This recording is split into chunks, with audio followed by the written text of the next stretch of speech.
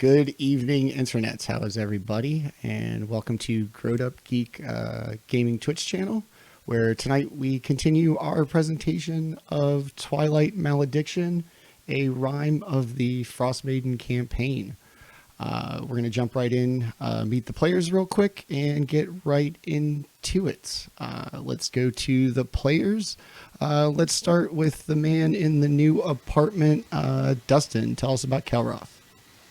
Wait, I'm in a new apartment? Yeah, you're in the bottom part. Oh, yeah, new overlay. Who dis? Oh, okay. I was like, I don't remember moving. My name is Dustin. I am playing Kelroth. I am a half-elf cleric. And, yeah, I'm like the healer. Yes, you are. Nice. All right, let's go straight up to your upstairs neighbor. Lewis, tell us about Baldr. Hi, I'm Lewis. I am playing Baldr, who is what seems to be Elven Azamar type monk. Still a little bit of mystery about him. Very dangerous, as we've seen, but ready for anything. Fantastic. Kicking stuff and, yeah, just generally smacking shit, right? Yeah. All right, speaking of smacking things, we'll go over to your left and our resident smasher, the huge lizard man. Tenta, tell us about your boy, Jaatuuli. I'm Jaatuuli. I am an ice lizard folk of the Vori Mountain. I worship Cryovane, and I carry 2 axes, a bow, and I bite people a lot.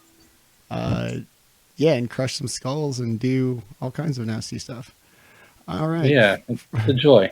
From the brawn to the seemingly small packaged brains right below you, let's go to Landon, where he tells us about Orryn, sorry. I'm Landon. I'm playing a rock gnome artificer named Orryn Glittergem. As you may have picked up on from the last session, he obviously can't drink too much. He puts him straight to sleep with even the smallest bit, and he's always willing to sign on to an adventure. He loves beating people and doing new things. So fantastic. And we are adventuring and going to be meeting new people and new things tonight.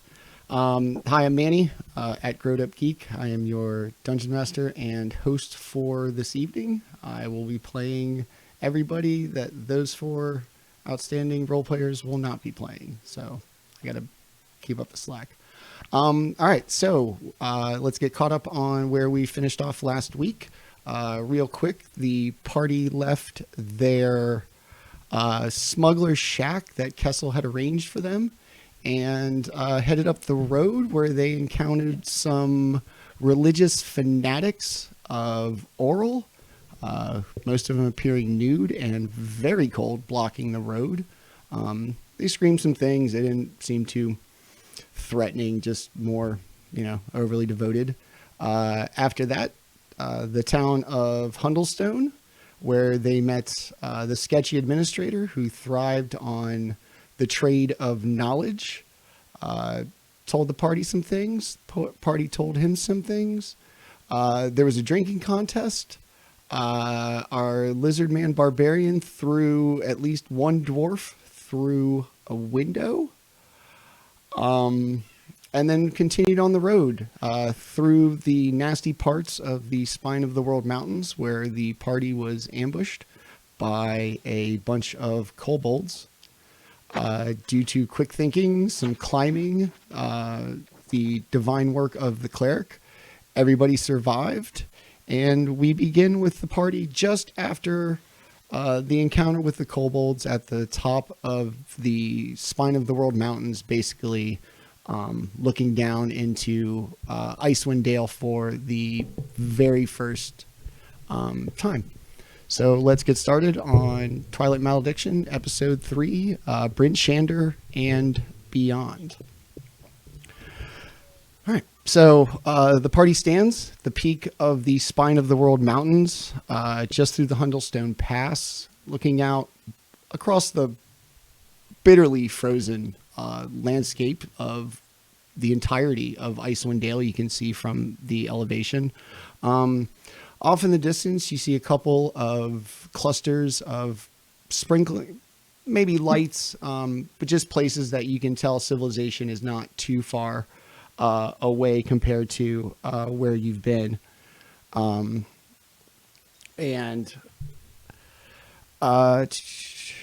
There's a full moon in the sky over the sea of moving ice, which will be kind of off to your about 11 o'clock as you face off the mountains. Everything's frozen. For the first time, you get a real solid view of what the curse has really done. It is completely pitch black in the area, just covering basically Icewind Dale. From your perspective, you can see all the way down the spine of the world, and there very clearly seems to be like a very clear, definitive end to this unnatural darkness. Everybody give me a perception check, please.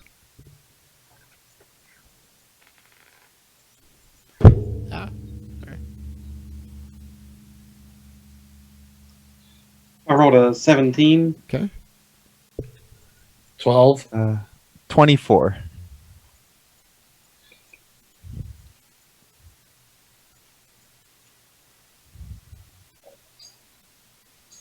That's a 7. Okay. Orryn and Kelroth, off in the distance against the full moon, you notice a small kind of object that seems to come up from the ground and pass in front of the moon as if flying. After a couple Like of a bird or something? The sea of moving ice is probably about, I don't know, I'd say about 20 miles away. Mm-hmm. So it's quite a distance away. It's not big from your perspective, but it's definitely something moving across the moon. Did it come from the town, or is it just It's something I noticed in the sky? much further in the distance, but it's so dark that you only see it in contrast, like in front of the moon. That's where it kind of becomes visible. As it kind of dips and flutters in front of the moon, as it takes off past one of the edges, you notice a very distinct aurora of blues, greens, purples, and silvers, seemingly following in the trail of whatever it was that you saw briefly in front of the moon. And a once almost entirely white landscape is now bathed in this kind of beautiful, vivid color of these auroras that seem to have just appeared almost out of nowhere. Orryn says, it's like, hey guys, do you see all that those colors up there? Do you think that thing moving in the sky is causing all these colors to appear there? What colors? Orryn kind of like stands up on the sled, and now he's about all level with you sitting, now that he's standing up, and he like points up to the sky, like pointing at the little object and in front of the moon. Yeah. It seems to like everybody can see the aurora. It colors the sky. It was just the little speck in front of the moon that only Orryn and Kelroth saw.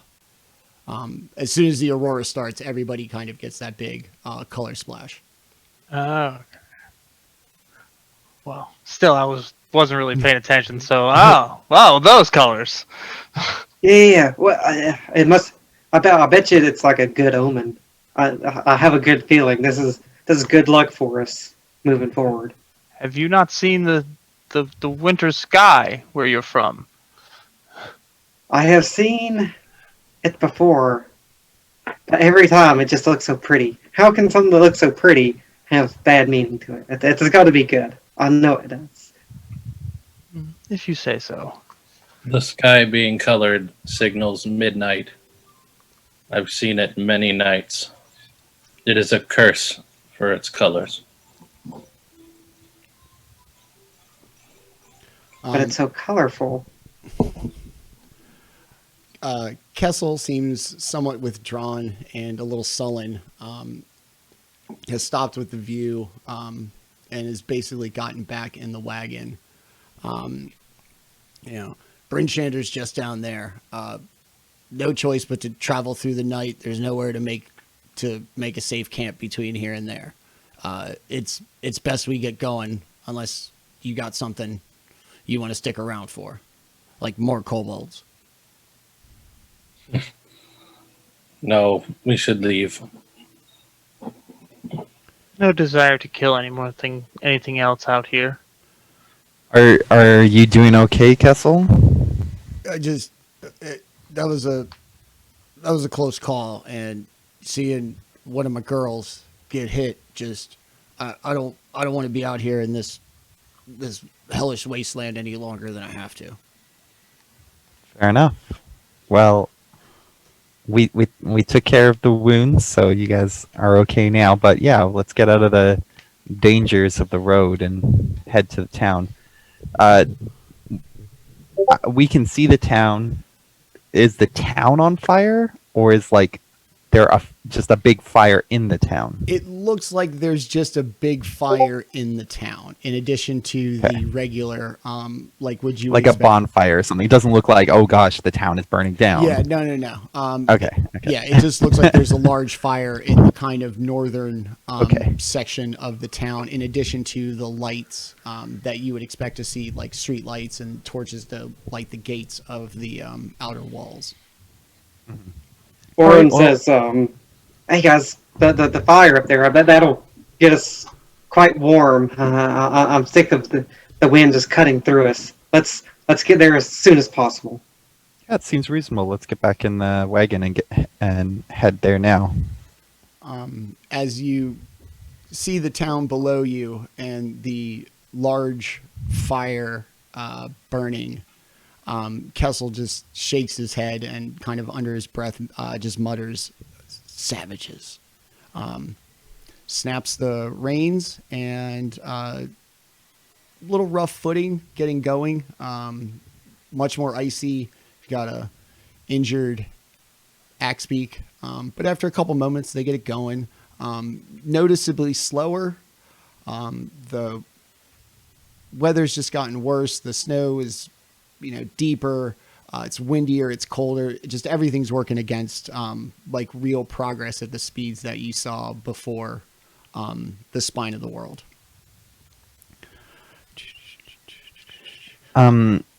While we're riding, I just asked Jaatuuli, have you seen that before?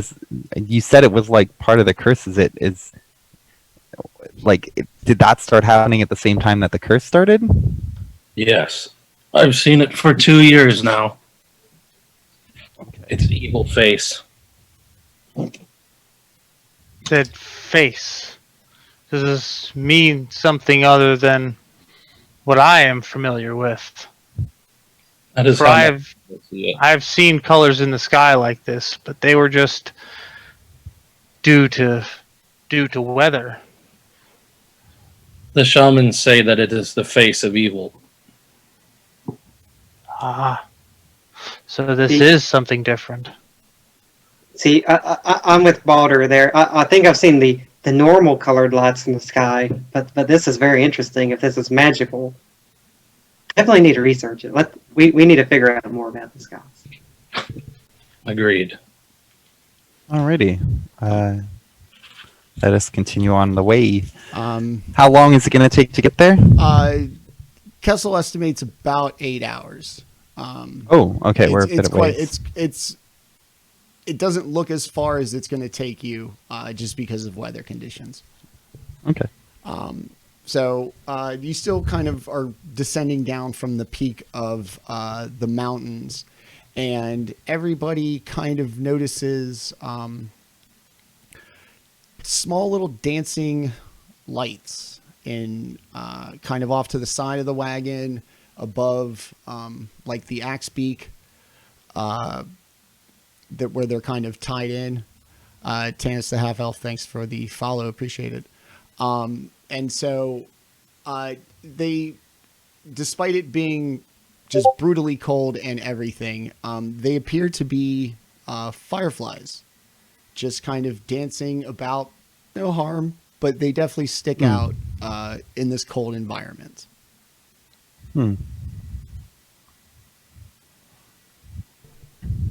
Interesting. I look at the orb that Orryn gave me, and I try to compare it to the firefly. Orryn says, he's like, I don't think my magic will quite be like that, but it is interesting to look at the nature on one side and science and magic on the other. It is quite a difference. It is truly a wonder. Nature on one hand giving light, man on the other hand giving light. Truly a wonder. Yes. Everybody give me a Constitution saving throw. Oh no.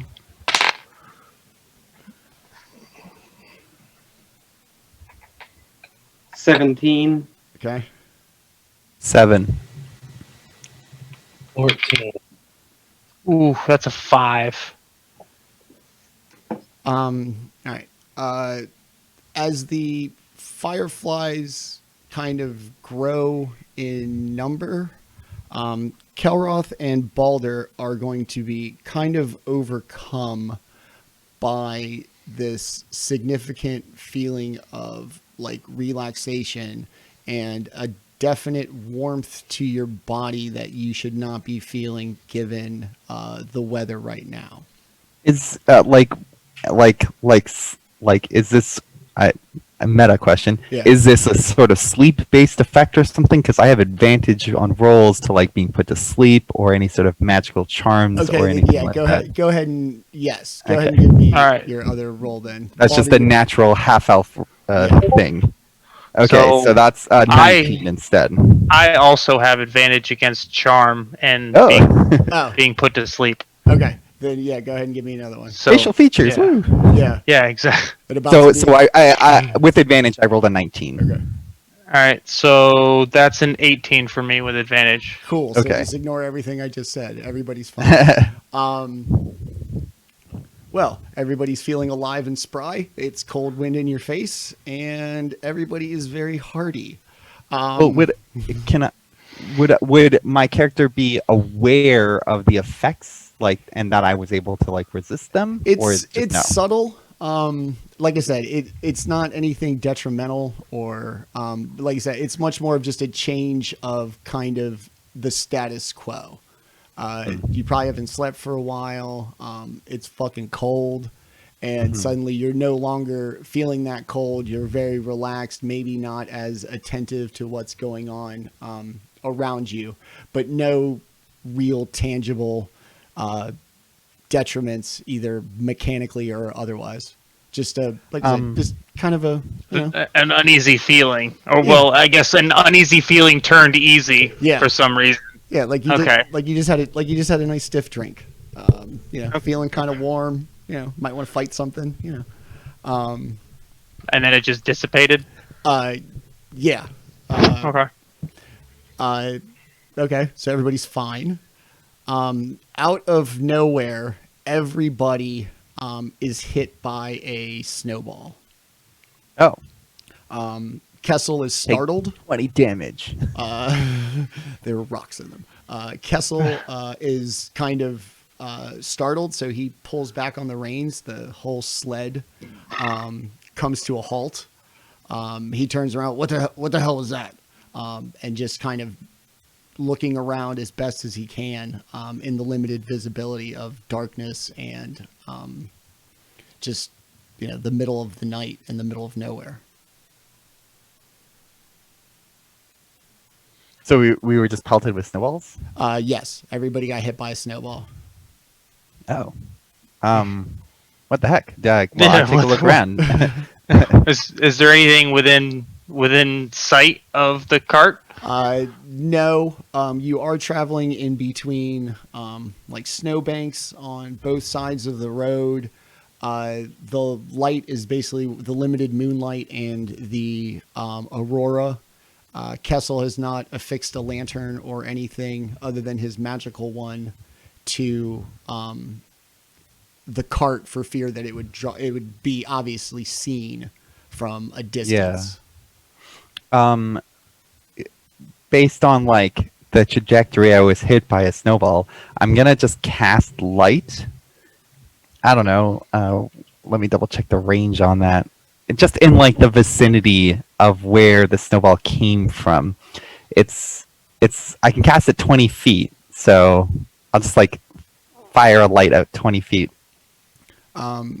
Over the snowbank, a bright, was it like a natural light or a magical light? Light. Let's see. Light.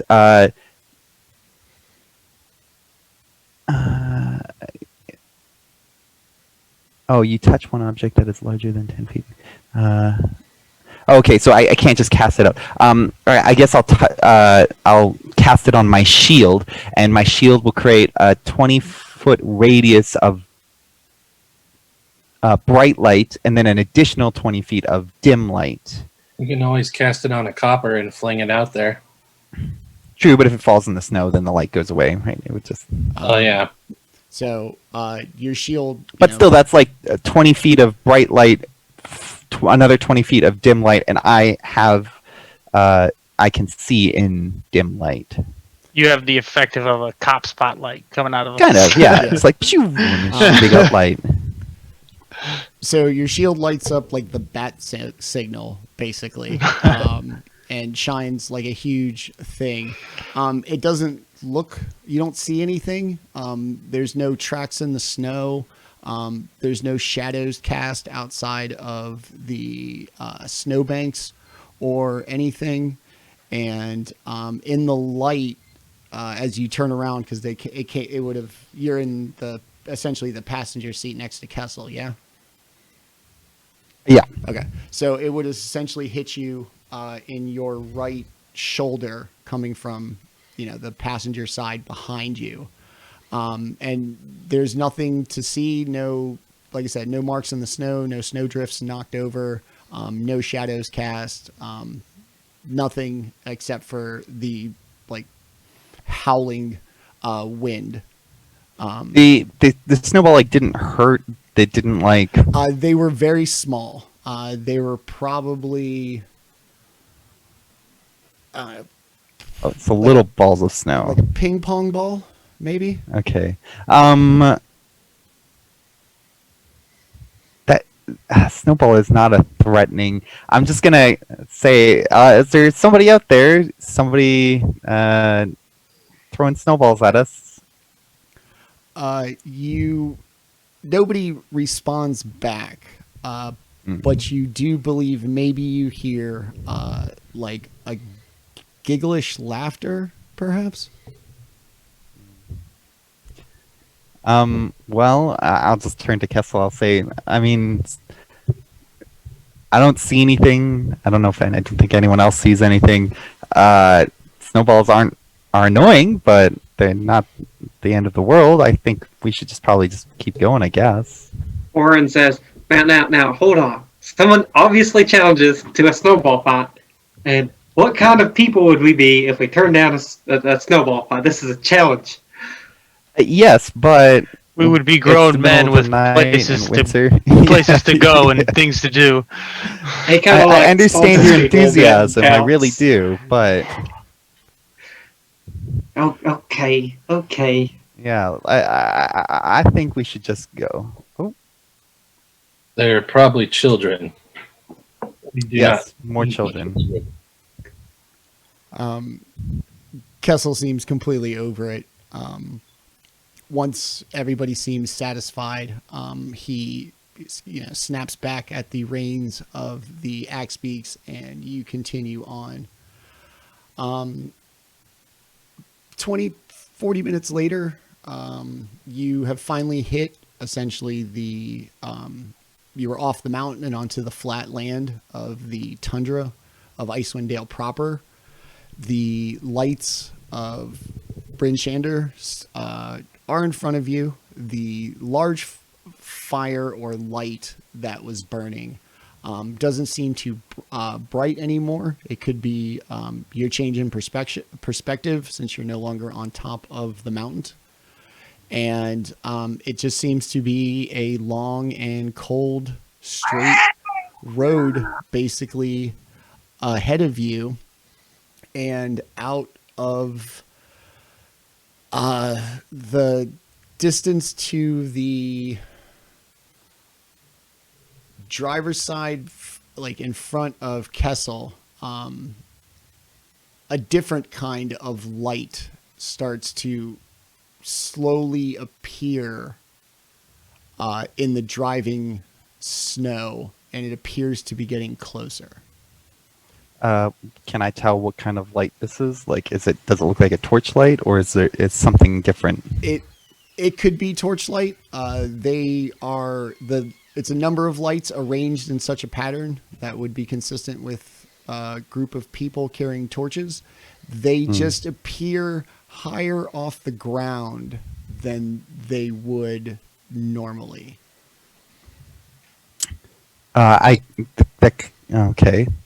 Probably like are we talking like 20 feet up, or just like 8 feet up? 8 to 9 feet up.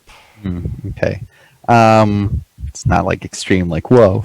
They're not fast giants. Well, it looks like we have some more people coming our way.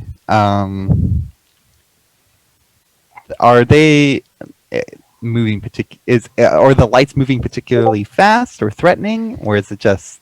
It seems to be a slow and steady movement, definitely towards your direction, possibly to be heading you off on the road. It's moving laterally as well as physically towards you.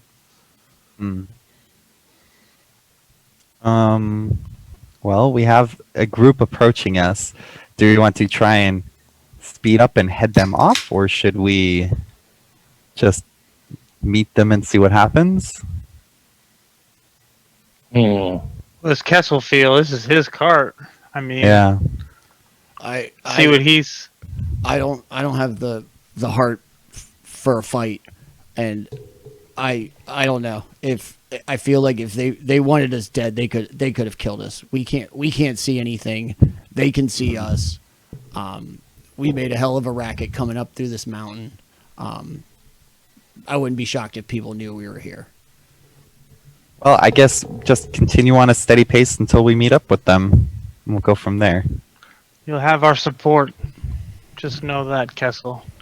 Yeah, just keep tight on the reins in case we need to go quick. Who's sitting up front with Kessel? I am. Trade me spots. I'm gonna. I got a big shield. But sure, yeah, go ahead. We'll have to stop, I guess, to kind of switch spots since you're in the back. Yeah, it's an interesting bit of dexterity that is required. I guess since they're heading our way anyways, sort of, why don't we just stop and we'll kind of get prepared. Kessel, all right, just be ready. Yeah. As Kessel brings the sled to a stop, the lights are very clearly in the road now, and headed toward you.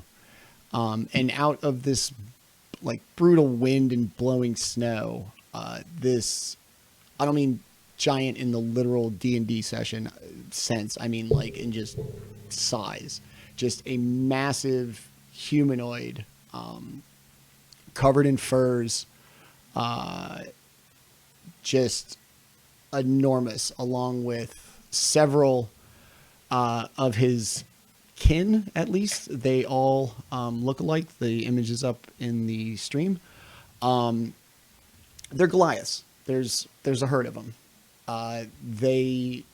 We did see Goliaths previously, a couple days ago, right? Yes. Yeah. Do they look the same now that they're closer? As best you can tell, yes. The snow and the darkness make it hard. The body paint, as they get closer, appears to be similar, as well as everybody seeming to have a collection of eagle feathers, whether on their belt, like a chest harness, or on like a circlet around their head. Interesting. Since we've stopped, I'm going to stand by the cart on Kessel's side. I have my shield that I'm just holding in my arm, but I'm not making any threatening gestures or anything in particular. And I'll just call out to them. I'll say, hello, can I help you? They make eye contact. By this point, they've all fanned out and are now standing shoulder to shoulder across the road, very stern-faced. And after they all look set, they essentially break into, like, I want to just basically call it like a haka, if anybody knows what that is. And there's even more dance. Yes. It's okay. rhythmic, it's threatening, there's gestures, everybody's in unison, and they are essentially all screaming at you. If lions come, we'll fight until the end. If tigers come, we'll fight in battle. If elephants come, we'll fight in rage. If humans come, we'll fight and obliterate. And they repeat these verses 3 or 4 times before. Are they speaking in common? Yes. Okay. Before the one basically dead smack in the middle steps forth. Halt, travelers. Are you friend or foe to this land and its peaceful people? We're no threat. We're trying to bring support in order to help with the curse that's been affecting these lands. So we're delivering some goods that can hopefully help with that. He looks kind of at the rest of them. Nobody really acknowledges anything. The leader then looks back. You come from Mountain City with tiny hairy men? We did pass through that area, yes. We're not affiliated with them per se, but we did pass through the area. When you acknowledge having come from Hundlestone, they all kind of brighten up and share a knowing glance with each other. Shame you no part of clan. Little hairy men, quite brave. We make them honorary tribesmen. And they all kind of like chest bump and do, basic barbarian stuff.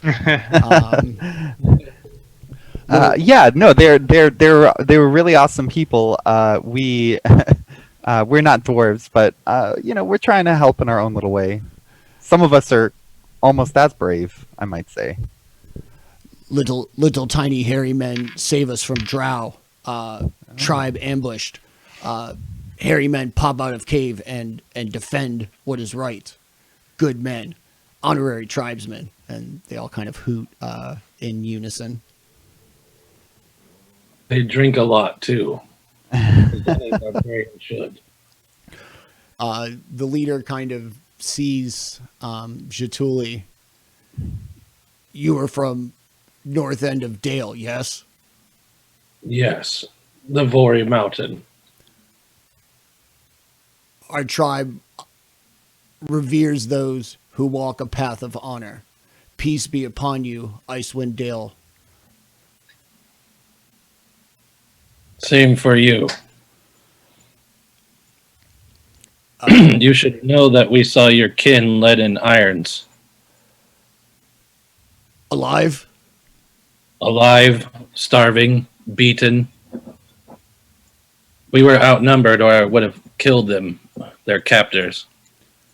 The group goes from kind of revelrous at the conversation of the dwarves to very stern and angry. A couple of them openly weep in sadness. A couple of them just, absolute fit of rage. The leader kind of turns to them and calms them down. What do you know of men who take our brothers? They have the flaming fist sigil on them. Ah, yes, the burning hand. We must cut their hands off. There are many of them. They gather in the tundra. For what purpose, we do not know. I'm starting to severely dislike them. You come down from mountains. You see drow? I have no idea what a drow is. Dark elves from the underground live in darkness, appear to profit from this curse and wreak havoc on those rightful of this land. We must slaughter them. We are out now, brother. They need to suffer. These people, all the people, do not need to be exploited by those seeking to take advantage of their misfortune. I look to the person in the party that looks most like an elf. What do you know, elf? I'm not affiliated with those people, as you can tell. I live above the ground. I suppose I would be familiar with what a drow is, being half elf. Yeah, maybe not the the renowned history, but what they are. Sure. Their reputation. Yeah. The basics. No, I'm not drow or part drow. That is just based on what I know. They're sort of like a different. You know how like you're a lizardman who lives in the north, and they're a lizardman who live in the south. They're elves that live underground. They're different. They're not the same. Yeah. Do they die the same? Probably. I haven't ever encountered one, so I wouldn't know. Goliath I is assume very they're excited squishy, at the mention of them dying. Well, travelers, it is very cold, and you are not from here. May your quest to bring peace to this land be fruitful, and we shall not impede your progress to help. We are off to find Drow and seek a druid that he may cleanse this land of the burning hand. Before you go, you seem familiar with this land. I just had two quick questions. Have you ever been pelted by tiny snowballs before? They all kind of look around at each other. What smell of flowers? Fireflies? Yeah, wind. that sounds right. Fireflies. They all have a good little laugh. One of them even kind of picks up a little tiny pack of snow and like throws it playfully before they all have a real hearty laugh. Yes, something like that.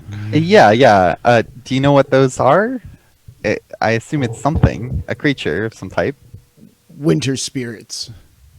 They latch on to those they admire, and after being playful, they grant blessings. Interesting.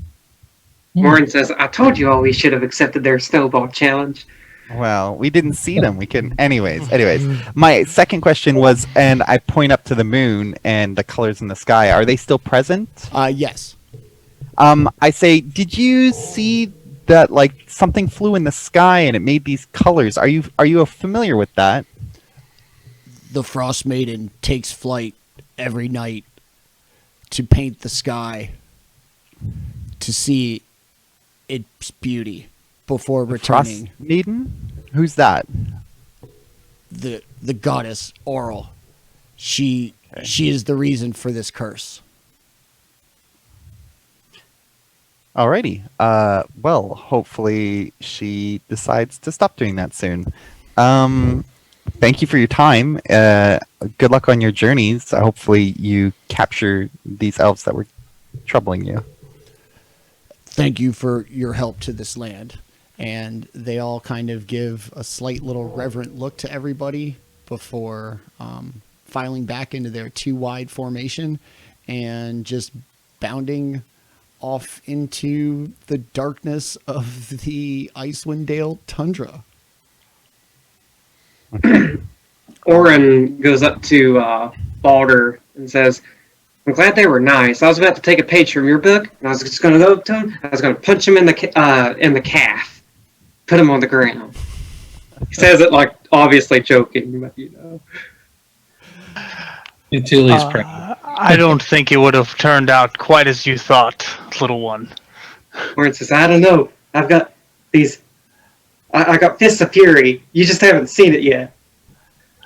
That I do not doubt. I do not doubt. Orryn starts laughing, and he's like, "All right, let's go. I'm freezing out here, and I'm ready for it to get around that fire." All right, Feast of Fury, you're ready to go. You're in your seat. Let's go. And Kessel, He like jumps up. Yeah. Kessel snaps the reins once again on the axe beaks, and the wagon starts to move once again.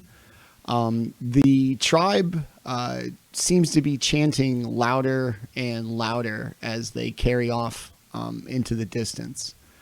After another 30-40 minutes, you arrive to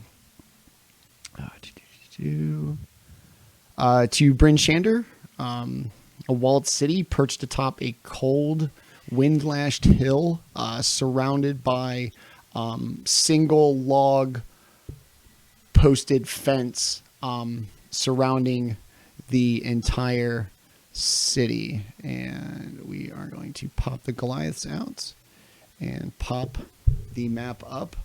As you pull up to the southwest gate on the northern road, you notice a big, huge wooden double gate flanked by 2 little guard towers on each side with a tiny little porthole cut out for anybody to peer down. Kessel brings the wagon to a stop and kind of looks to the back of the wagon. Hey, tell them we're here. I'm just your driver. Hello, guardsmen of Bryn Shander. Is there anybody there? The wind's really howling. It might be hard to hear. Eventually, a female Hello. a female half-elf kind of pokes her head out of the porthole in one of the guards' towers. State your business. We're here to deliver some goods. We're from Luskin. How do I know you're not just some savages on the road? Rob some poor wagon keep, and now you're trying to break into our city. Oh, Jesus. If I was trying to break into the city, I wouldn't just, walk up with a wagon and introduce myself. By the way, I'm Kelroth. Nice to meet you. No, we're here on business from the Brotherhood of Luskin. What is it called? Brotherhood. The Arcane Brotherhood. Yes, thank you. Arcane Brotherhood, those crazy wizards. Now I know you're cursed. And then suddenly she gets yanked kind of back into the portal, and a human man pokes his head out. Who are you here to see? Oh, jeez. What's his name? Valen Harple. I guess so. Villain Harple. That crazy wizard? I haven't seen her in weeks. That's why we're here. No. Aren't we here to see, like Hlyn Trollsbane or something like that? That's who we were supposed to meet up with. He hears. Is there a Trollsbane here? He hears the name, kind of peers down the window, gives the wagon a good look. Wait here. and he disappears Oh boy. Um, Oh boy. into the porthole. Okay. Cool. Yeah. Yeah. We were supposed to. I'm like looking. I'm looking through like a scroll or something. But we're supposed to deliver to. Yeah, Hlyn Trollsbane. He's like a dwarf bounty hunter or something like that. Yep. I think that's who our contact is. Well, you'll see in a second. Who knows? I'm just just going over what I wrote down from the past. After a few minutes, probably way longer than you think it should have taken, the double gates open. Rude. Thanks for keeping me waiting, Dick.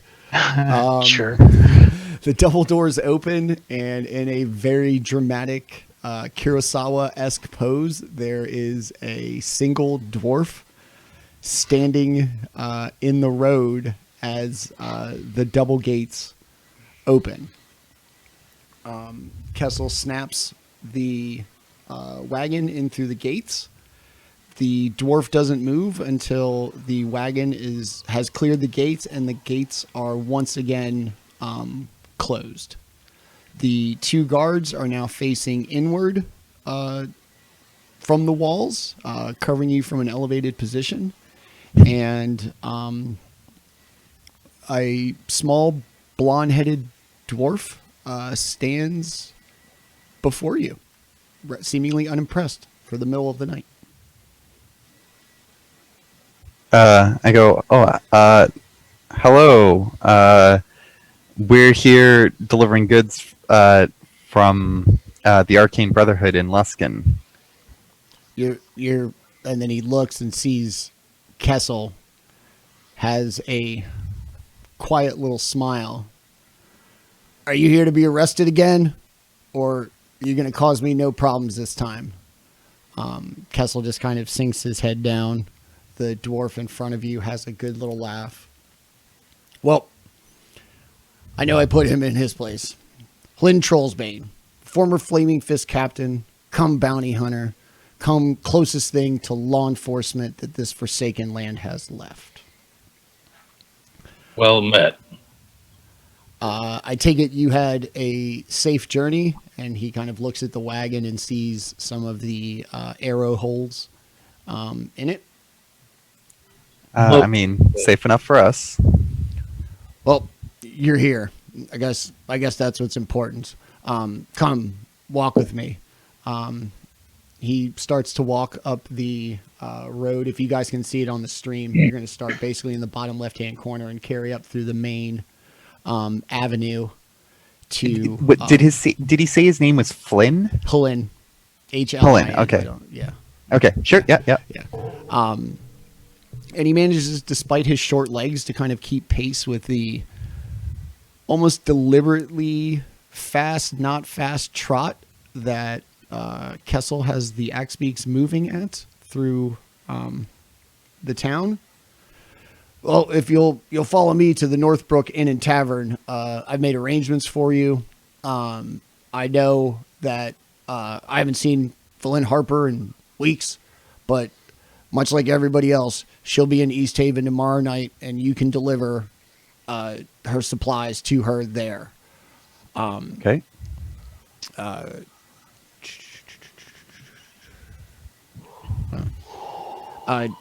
She's going to know that you have all of her stuff. You do have everything, right? You didn't use any of it or sell any of it. He gives Kessel a very knowing look. Nope. Anything fall off the wagon, Kessel? Huh? Isn't that what you're known for? They know you No. well.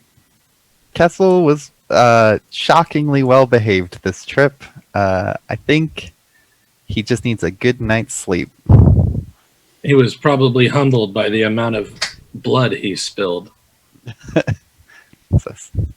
Yes, subtle way of putting it.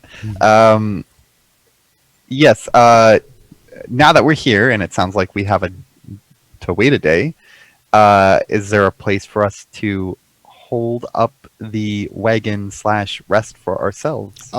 Yes. The Northlook Inn and Tavern. It's got a barn for your birds and a secure barn for the wagon and its contents.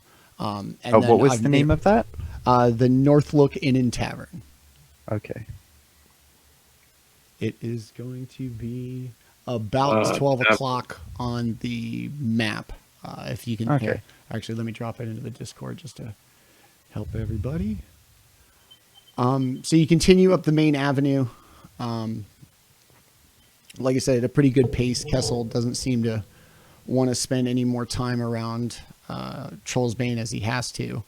As you come to the center of town, where it's basically the big square of the settlement, a pile of still glowing embers appears. It appears to be like a subtle warmth comes off of it. The one thing that is not so subtle is the smell of burnt flesh and hair.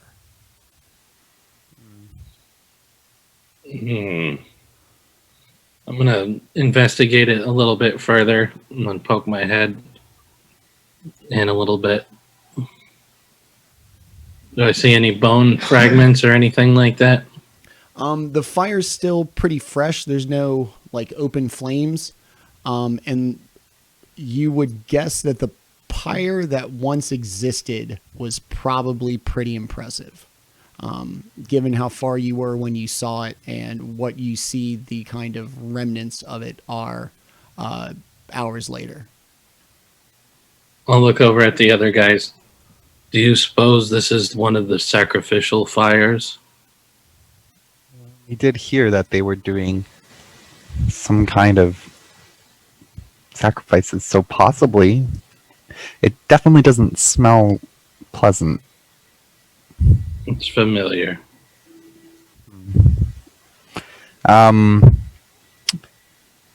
Yeah. Does it? How big is it? Does it look like it was for one person or many people? Like, how crazy is this fire? What's left is the remains of only one like vertical post that it looks like they would have tied somebody to. So if it was multiple people, they were tied to just one post. Okay. Trollsbane still escorting you, kind of acknowledges everybody's unease about the ashes and everything, and he just shakes his head. The worst part is, this person didn't deserve to die. They spoke out against Orryn, and then the next day, oh, look at them. They're chosen to die for the rest of these people. It's a shame. So this was like a public event, or was it a surprise? The towns out here have been doing it as a means of appeasing the Frostmaiden. They think that a demonstration of suffering and of submission will break her resolve to banish all life from this land. So this person's death was taken out of their hands? They say it's a lottery. It's supposed to be fair. You can probably buy your way out. But the bigger problem is, if you speak out against Orryn, you're next. Alrighty then. Good to know. You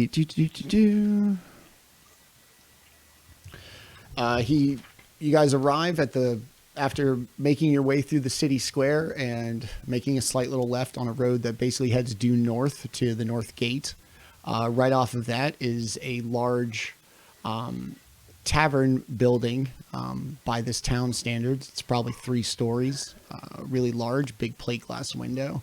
The lights are on, and through the kind of fogged up picture window in the front, you see beings. but not necessarily like a lot of action. There's not a lot of movement, revelry, that kind of thing. But there's definitely people in there. Trollsbane points to the door. Just talk to the barkeep. He'll know who you are. I got to get back to figuring out a way to stop people from needlessly dying for a cult. But I'll if you guys are out there tomorrow, I'll see you in East Haven. It's going to be something to see. Okay. How far away is East Haven? It is literally the next town over. Okay. So, like, not like a huge journey. No. Okay. Ish. Okay. No ish hurt. Okay. Surprisingly enough, Noted. it'll probably be harder than it appears. Oh, sure, whatever. But Yeah, that's how it always is. I just meant like time or like in-game time. Like, yeah, no, is it's it a day? less than a day by foot. Okay. Okay, cool. All right. I guess, Kessel, you can hitch up your boys or girls, I should say, I guess. And let's get inside and get warm. He shows you to the door. Kessel kind of hops off without really talking to anybody and begins stowing the birds and the wagon. So you go inside the Northlook Inn and Tavern, drab place. There are maybe 5 or 6 locals in various states of just being absolutely hammered and like slumped over tables. Just a depressing sight. There's no joy. There's no revelry. The only warmth is the roaring fire burning in the hearth.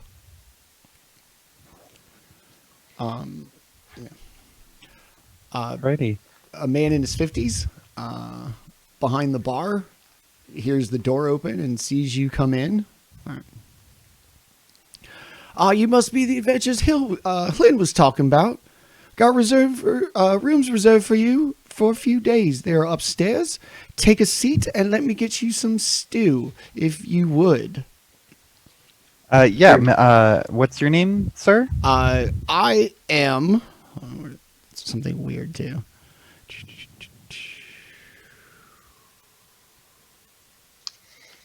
Scram Sacks. Knew it was weird. Graham Sacks, you say? Yes. SCRAMSAX. And what was the name of this tavern again? One more time, I'm sorry. This is the Northlook Tavern? Yeah, the Northlook Inn and Tavern. Scramsax. Well, that's an unusual name. I'm a bit sensitive about it, if you don't mind. Oh, sorry. I'm from a different land. I've never heard that one before. It's quite. Are you the innkeep? I am owner and proprietor. One second, great. please, if you don't mind. Hey, and of course. He screams to everybody else in the bar. Time to go home, the lot of you. Real adventurers in town. Came over the spine of the world, they did. Get out, you lot. And They don't have to leave. Oh, okay. They get up kind of grumbling, exchanging glances, but Hlyn seems... Scramsax? Scramsax. I should have changed that. Graham Sacks. Seems content to let them go and kind of, forcibly kick them out. Okay. Wow, that was unnecessary, but thank you. We're just starting out adventurers. I wouldn't get too overly zealous about that. Since you're bringing us some stew, maybe you could bring us some drinks as well. Oh yes, I've got some nice ale. It's a bit of a limited supply, but I feel like you've had a journey that makes it worthwhile. I can pay. It's no problem. It's not about money, lad. It's the fact is that we ain't got but so much up here now. Fair enough. The businesses, they're dying. The people are suffering. Everybody's leaving. We've only got one brewer left. Well, hopefully it won't be like that forever. Do you have like little gnome-sized glasses, perhaps? We had a bit of a thing in the last place we went for drinks. Oh yes, Foreign styles. I He had says my yes. nephew in here the other day. Yes, let me see if I can find his cup. He goes, Jaatuuli, see, kid-sized cups. There you go. Children. Orryn says, yes, if it's just 2 or 3 ounces, I think that'll be that's enough for me to get a good drink in. Not like you though, Jaatuuli. Jaatuuli, much. I need to stay awake to see Scramsax the looks at stories you this and, time. couple of ounces, eh? All right, just like my nephew was drinking up here last weekend. All right. And he goes, grabs, I guess, regular size ale mugs for Baldr and Kelroth, fills up his nephew's cup for Orryn, stands there and kind of looks at Jaatuuli. I feel like I should give you a barrel with a handle on it. Yeah, it would fit. I can drink it. Hold on, we had some Goliaths in here a couple weeks back. Let me see what we've got. And no, please have a seat. And he kind of disappears into the back of the bar. You hear shuffling and like a commotion. Let's get the gentleman. And he does come out with a small like cask about like yay big that they've affixed like a rope handle to it.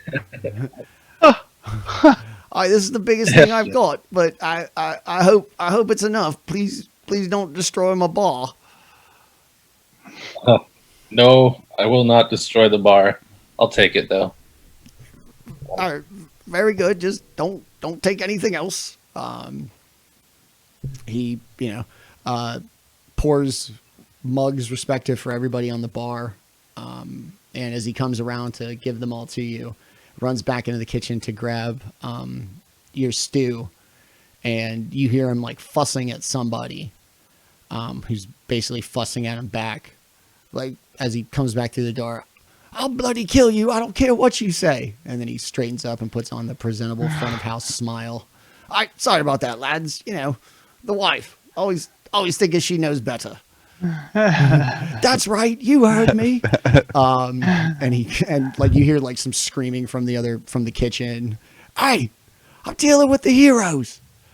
Quiet down. Sorry, lads. She doesn't know her place sometimes. Fair Understood. enough. So he brings you your stew and your ale. So sorry about the lot in here before you. It's times are tough. They fancy themselves adventurers. They couldn't fight their way out of a bag of holding with a map. So not a lot of work. Anything that needs done needs to be done by real adventurers, not these lot who can't fight a job and who've been in a bar fight or two.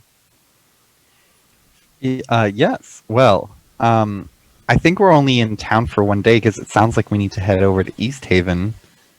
How much is it going to be to stay the night and buy these drinks and food? Trollsbane took care of it all for you. Kind of a welcome to town, and hopefully an olive branch of perhaps cooperation between yourselves and at least a few towns, if not all of them, that Trollsbane's got his little porky fingers into. Unusually generous. Well, great. Did he say he was covering the booze as well? Oh yeah, it's all taken care of. He's been paying your rooms for about 4 days now. You were coming, wanted everything to be ready. Not a lot, such as yourself, coming through here anymore. Any new blood should be taken care of while they're here. Hospitality. I appreciate it. There you go, Jaatuuli. You can drink as much as you like. We try to be honorable, just there's just not a lot left in this town, and if we can't take care of the people who come out here to help us, then we're no good, then that Frostmaiden. Fair enough. I've heard that you shouldn't speak out against That's what they say. that person. It's not oral. It's the cult. They want to just beat this town in submission like Oral does, in the hopes that if they drive the town completely into the ground, that Oral will see it as a job well done and grant them some favor of some sort. It sounds like we need to figure out who runs this cult. What do the cultists look like? They look like your brothers and sisters, mate. Only real thing about them, they look cold. Don't be wearing clothing, standing around wet outside, just to prove their devotion to this Frostmaiden, in the hopes that They look like lizard men. I'm sorry. Well, you said brothers and sisters, and he's a lizard man, so they look like Jaatuuli. They could be Or your brothers and sisters. anybody's brother and sister. They could be anybody. Oh, okay. They There are walk lots of types of people. Yeah, they walk amongst us. They feel that this is all a means of penance, that our suffering is to bring us a brighter day, and it's not going to work, mate. This thing's evil. It's evil to the core, and people need to stop bowing and scraping to her, and start doing something. I knew we should have killed them. Action is the way. Oh. Wait, you mean those people we ran into? The devouts. Not Not well, just if any of them threaten us, feel free. But anyways, at Hey, this Big Man, point, you seen him? You seen him running around all naked, being cold. yeah, on the road. yeah, we did run into them. They just keep spreading out. It was one or two here, one or two towns at a time, and now they're everywhere. I don't know what to do. If not here, at East Haven or Targos, it's gotten so bad there that they're burning people alive, mate. Not sacrificing a bear, not going without fuel. They're taking lives, mate. Just ripping them from their families to please something that don't care about them. Mm-mm. It does sound Terrible. unpleasant. Yeah, I'm Sounds sorry to hear that. We should fix. Tomorrow night's Where- affair ain't nothing rigged about that. But the next one, if y'all don't do something, somebody gonna die innocently. Well, You said tomorrow there's one of these burnings again. Yeah, mate. This bloke's guilty though. Like ain't no doubt about it. This ain't a rigged lottery. This ain't anything other than above the board justice. what did this person do to deserve death? Killed adventurers, endangered the lives of all the citizens of 10 towns. Mm.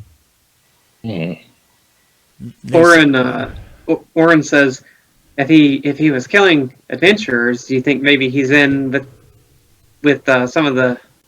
I guess he wouldn't be with the cult members. Maybe we could question him and get some information about some of the stuff around here. Are we able to visit him before he, gets torched? There's no way they're gonna let you talk to him. Not without somebody very powerful. If you could find Valin Hoppel beforehand, maybe. Mm. Well, is there anything else that we should know about the going-ons around here? Because this sounds pretty wild. I'm not gonna lie. No, mate. I apologize for jabbing your ear off. I know you've had It's okay. a rough journey. Your rooms are ready upstairs, and in Okay. the morning we will have breakfast ready for you. I will excuse myself. Feel free to help yourself at the bar. Kind of gives Jaatuuli like a knowing look. Remember, mate, I said we were almost out of beer.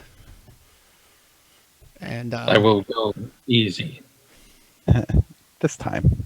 this time. All right. Well, I'm just gonna have a drink, and then I'm going to find my room and get ready for bed. Scram Sacks, God, it's terrible the more I say it, goes to the front door, locks the door from the inside, disappears into the little hole behind the bar, and you hear just a light commotion of him and whoever arguing over absolutely nothing that eventually fades to a door closing that leads you to believe they've gone to bed as well. All right. Does anyone else want to do anything?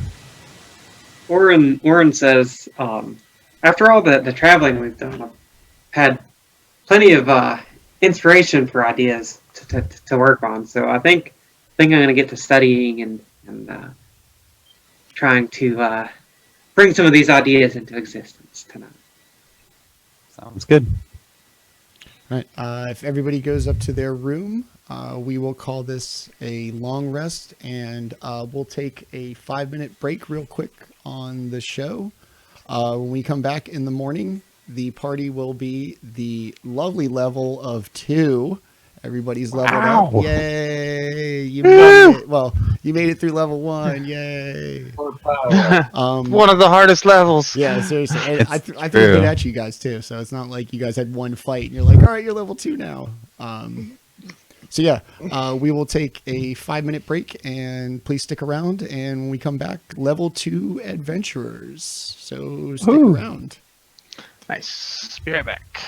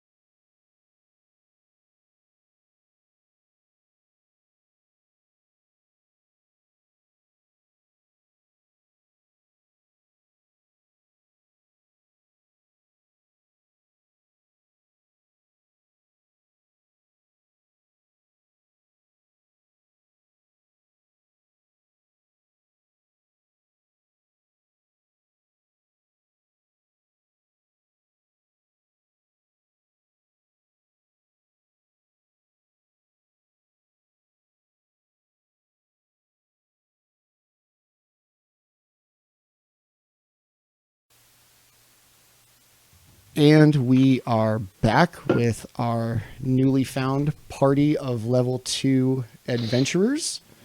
Cool. Bring on the dragons and the such. So in the middle of the night, the roof goes flying off the tavern as a giant white dragon attacks the spot, and Hey, level 2 we're gonna adventurers die. roll for initiative. No. So the party went to sleep overnight, feel very restful, woke up empowered this morning, as well as to the smell of bacon, a different kind of earthy stew-like smell from the night previous, and a certain kind of commotion down in the kind of common area of the tavern. Everybody is still in their rooms. Before you come out, we'll just go around the circle. If anybody has anything they're doing in the privacy of their own room before stepping out to meet the morning and the group. We'll start with Orryn. Orryn, you doing anything in the morning? Yeah, Orryn just finished his 2 ideas for his inventions. So anyone next door can probably hear him like kind of yelling with excitement. It's part of going to level 2. So outside of being giddy with excitement and wanting to show everyone, I imagine with his personality, he's probably like running out of the room to go start knocking on people's rooms to show them. All right, excited little man in the morning. Got it. Jaatuuli, you doing like push-ups and stuff? You doing the whole Patrick Bateman workout? Oh yeah, it's a little montage of me sharpening my axes, strapping on my quiver and my bow, taking some like a thumbprint of paint and running it down the center of my face, cracking my neck. What's the music playing? Is it Eye of the Tiger? Please tell me it's Eye of the Tiger. Bent Backwards and Broken by Cannibal Corpse. All right, that'll work. Scramsack seems to have a certain pep to his step for morning prep at the musical selection coming from upstairs. Baldr, what are you doing in the morning? Somebody's blasting Lizard Man death metal, and somebody is running down the hallway about knee-high, banging on doors like it's Christmas morning. Oh, luckily I got all my sleep in early, so I've actually been up for quite some time. I got my nice early workout in, and then I've just been meditating peacefully. Like if there was like a area between like the bed and like a table in my room, I'm just kind of like sitting on the floor, like on my cloak, just kind of like just meditating. Like so, the music and the loud doesn't really bother me. I'm doing my best to tune it out as I see it as a test. All right. And Kelroth, our cleric of light, what's the morning like for you? I don't do much. I just think about the past a little bit since I'm on this adventure, and I kind of, even though there's a ceiling, I kind of look up to the sky a little bit and think about who has been answering or like believing in me, because I still don't really understand why I have the powers that I have. That is all. All right. Morning contemplation. Dope. So everybody's about their morning. Like I said, place smells great. Smells like breakfast. Yeah,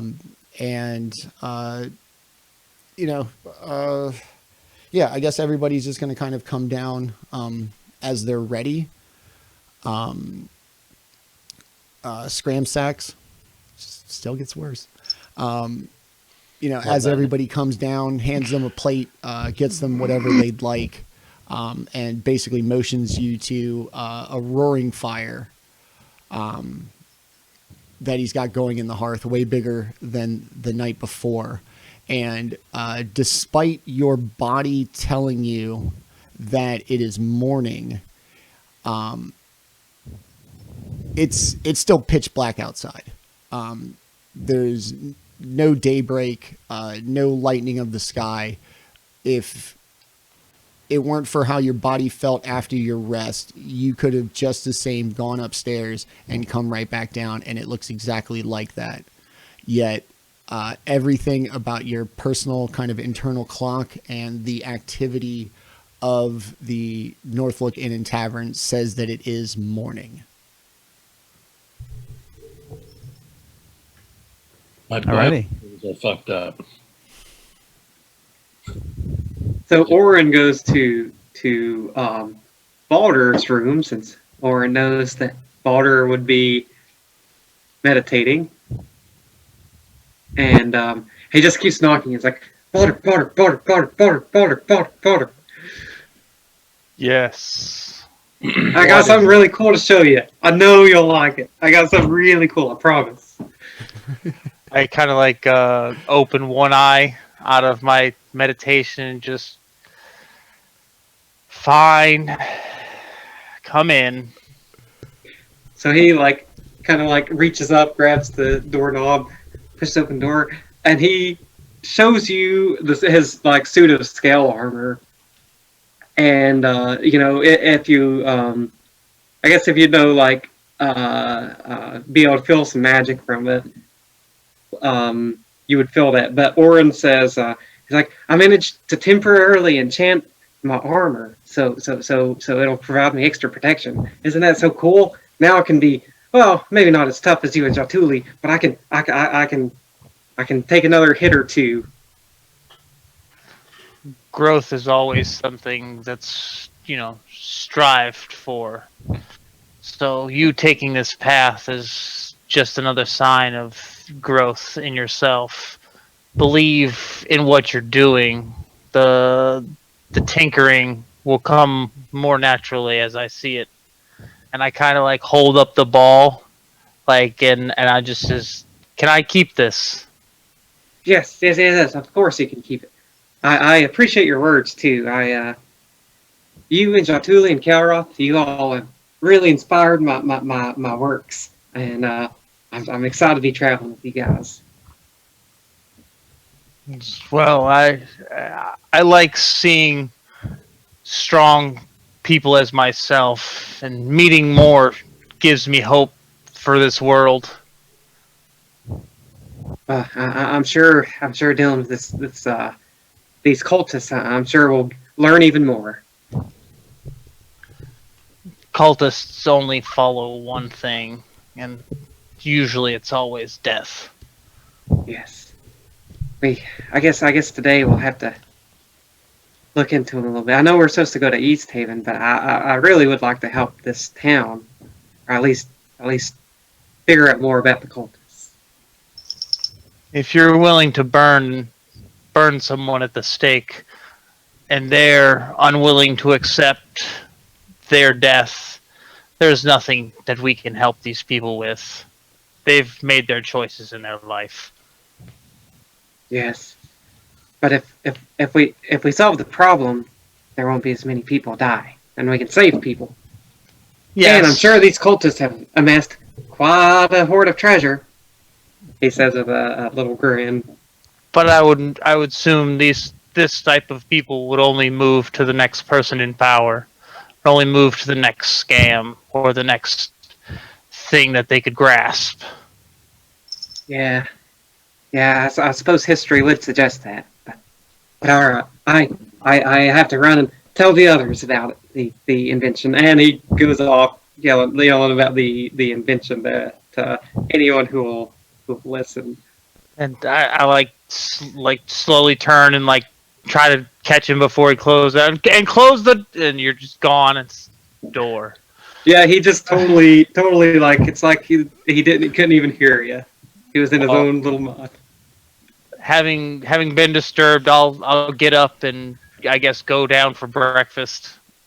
Starting to smell it now. Does it? It doesn't smell like the stew, does it? No, it's a different stew. Definitely bacon. Other really good smells. Scram snacks. What is it? Scram sacks. Gram sack. Makes it seem like he's really put some effort into taking care of you four. Okay. I saw starting to smell like better foods. I'll come down and look and see if there's anybody down in the bar area. Anybody else downstairs? Like whoever Yeah, would. yeah, I would Okay. head downstairs to. The second I could smell it, the door's open. I'm down there. So he motions you all to the table closest to the fire where you sat last night. Takes your order, brings you like generous portions of everything. And as he kind of stands there expectantly, like like a server in its truest sense. Something seems not quite right with him. Last night he seemed pretty direct to the point and appreciative.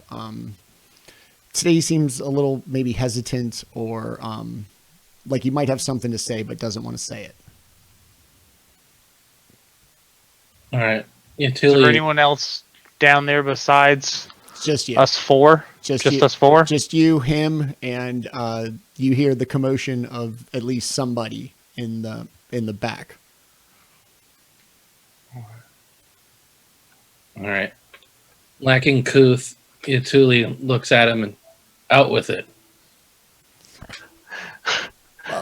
Well, lads, I don't want to be bothering you. You've got a lot ahead of you.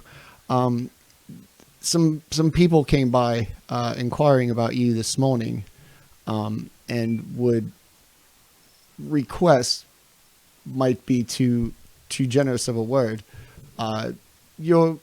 some of your time before heading out to East Haven. What did these people look like? One of them was the lady speaker of Bryn Shander. One of them was the lads down from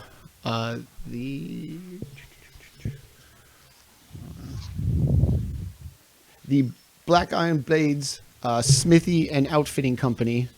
And the last and most recent he just left was the priest at the House of the Morning Lord on the other side of town. They came all together, or these three individuals came separately? They came separately about you. Oh, Apparently, the words spread throughout the town that you're here, and as we don't have a lot of adventurers, they'd like a word. oh, okay. Sounds like Lady speaker, you said?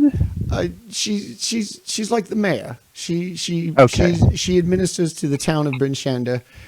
She's also head of the Council of Speakers, which is the collective of all of 10 towns. She's our highest bureaucrat. Got it. What's her name?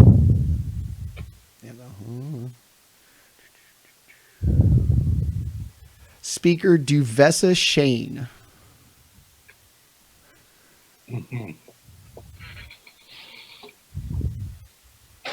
He says Okay, seamlessly. and you said, and there was like a blacksmith? Yes, the lads down from Black Iron Blades. They're the only smithy left in Bryn Shander and perhaps all of 10 towns. A respectable lot. They do all right, but they're all we got. So we try to look out for each other. It's just him and I and a few other establishments left in Bryn Shander. Some towns don't even have an inn. Maybe definitely not a smithy. Okay.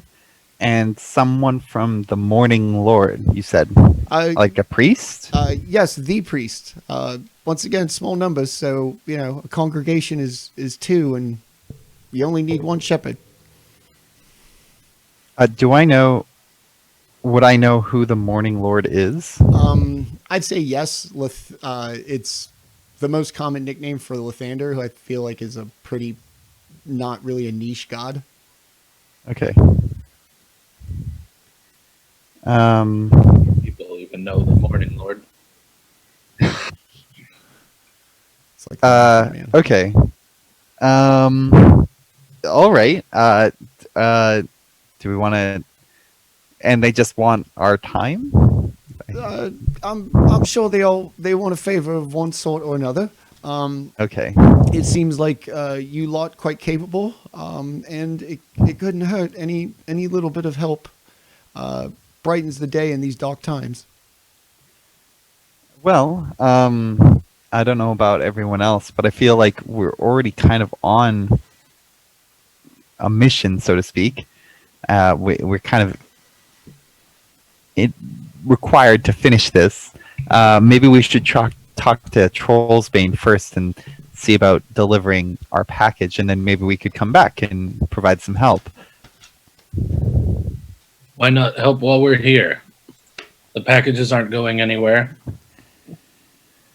Well, I mean, it just depends on how urgently they need this package. If it's related to figuring out this curse thing, the sooner it might be, the better. Favors garner reward.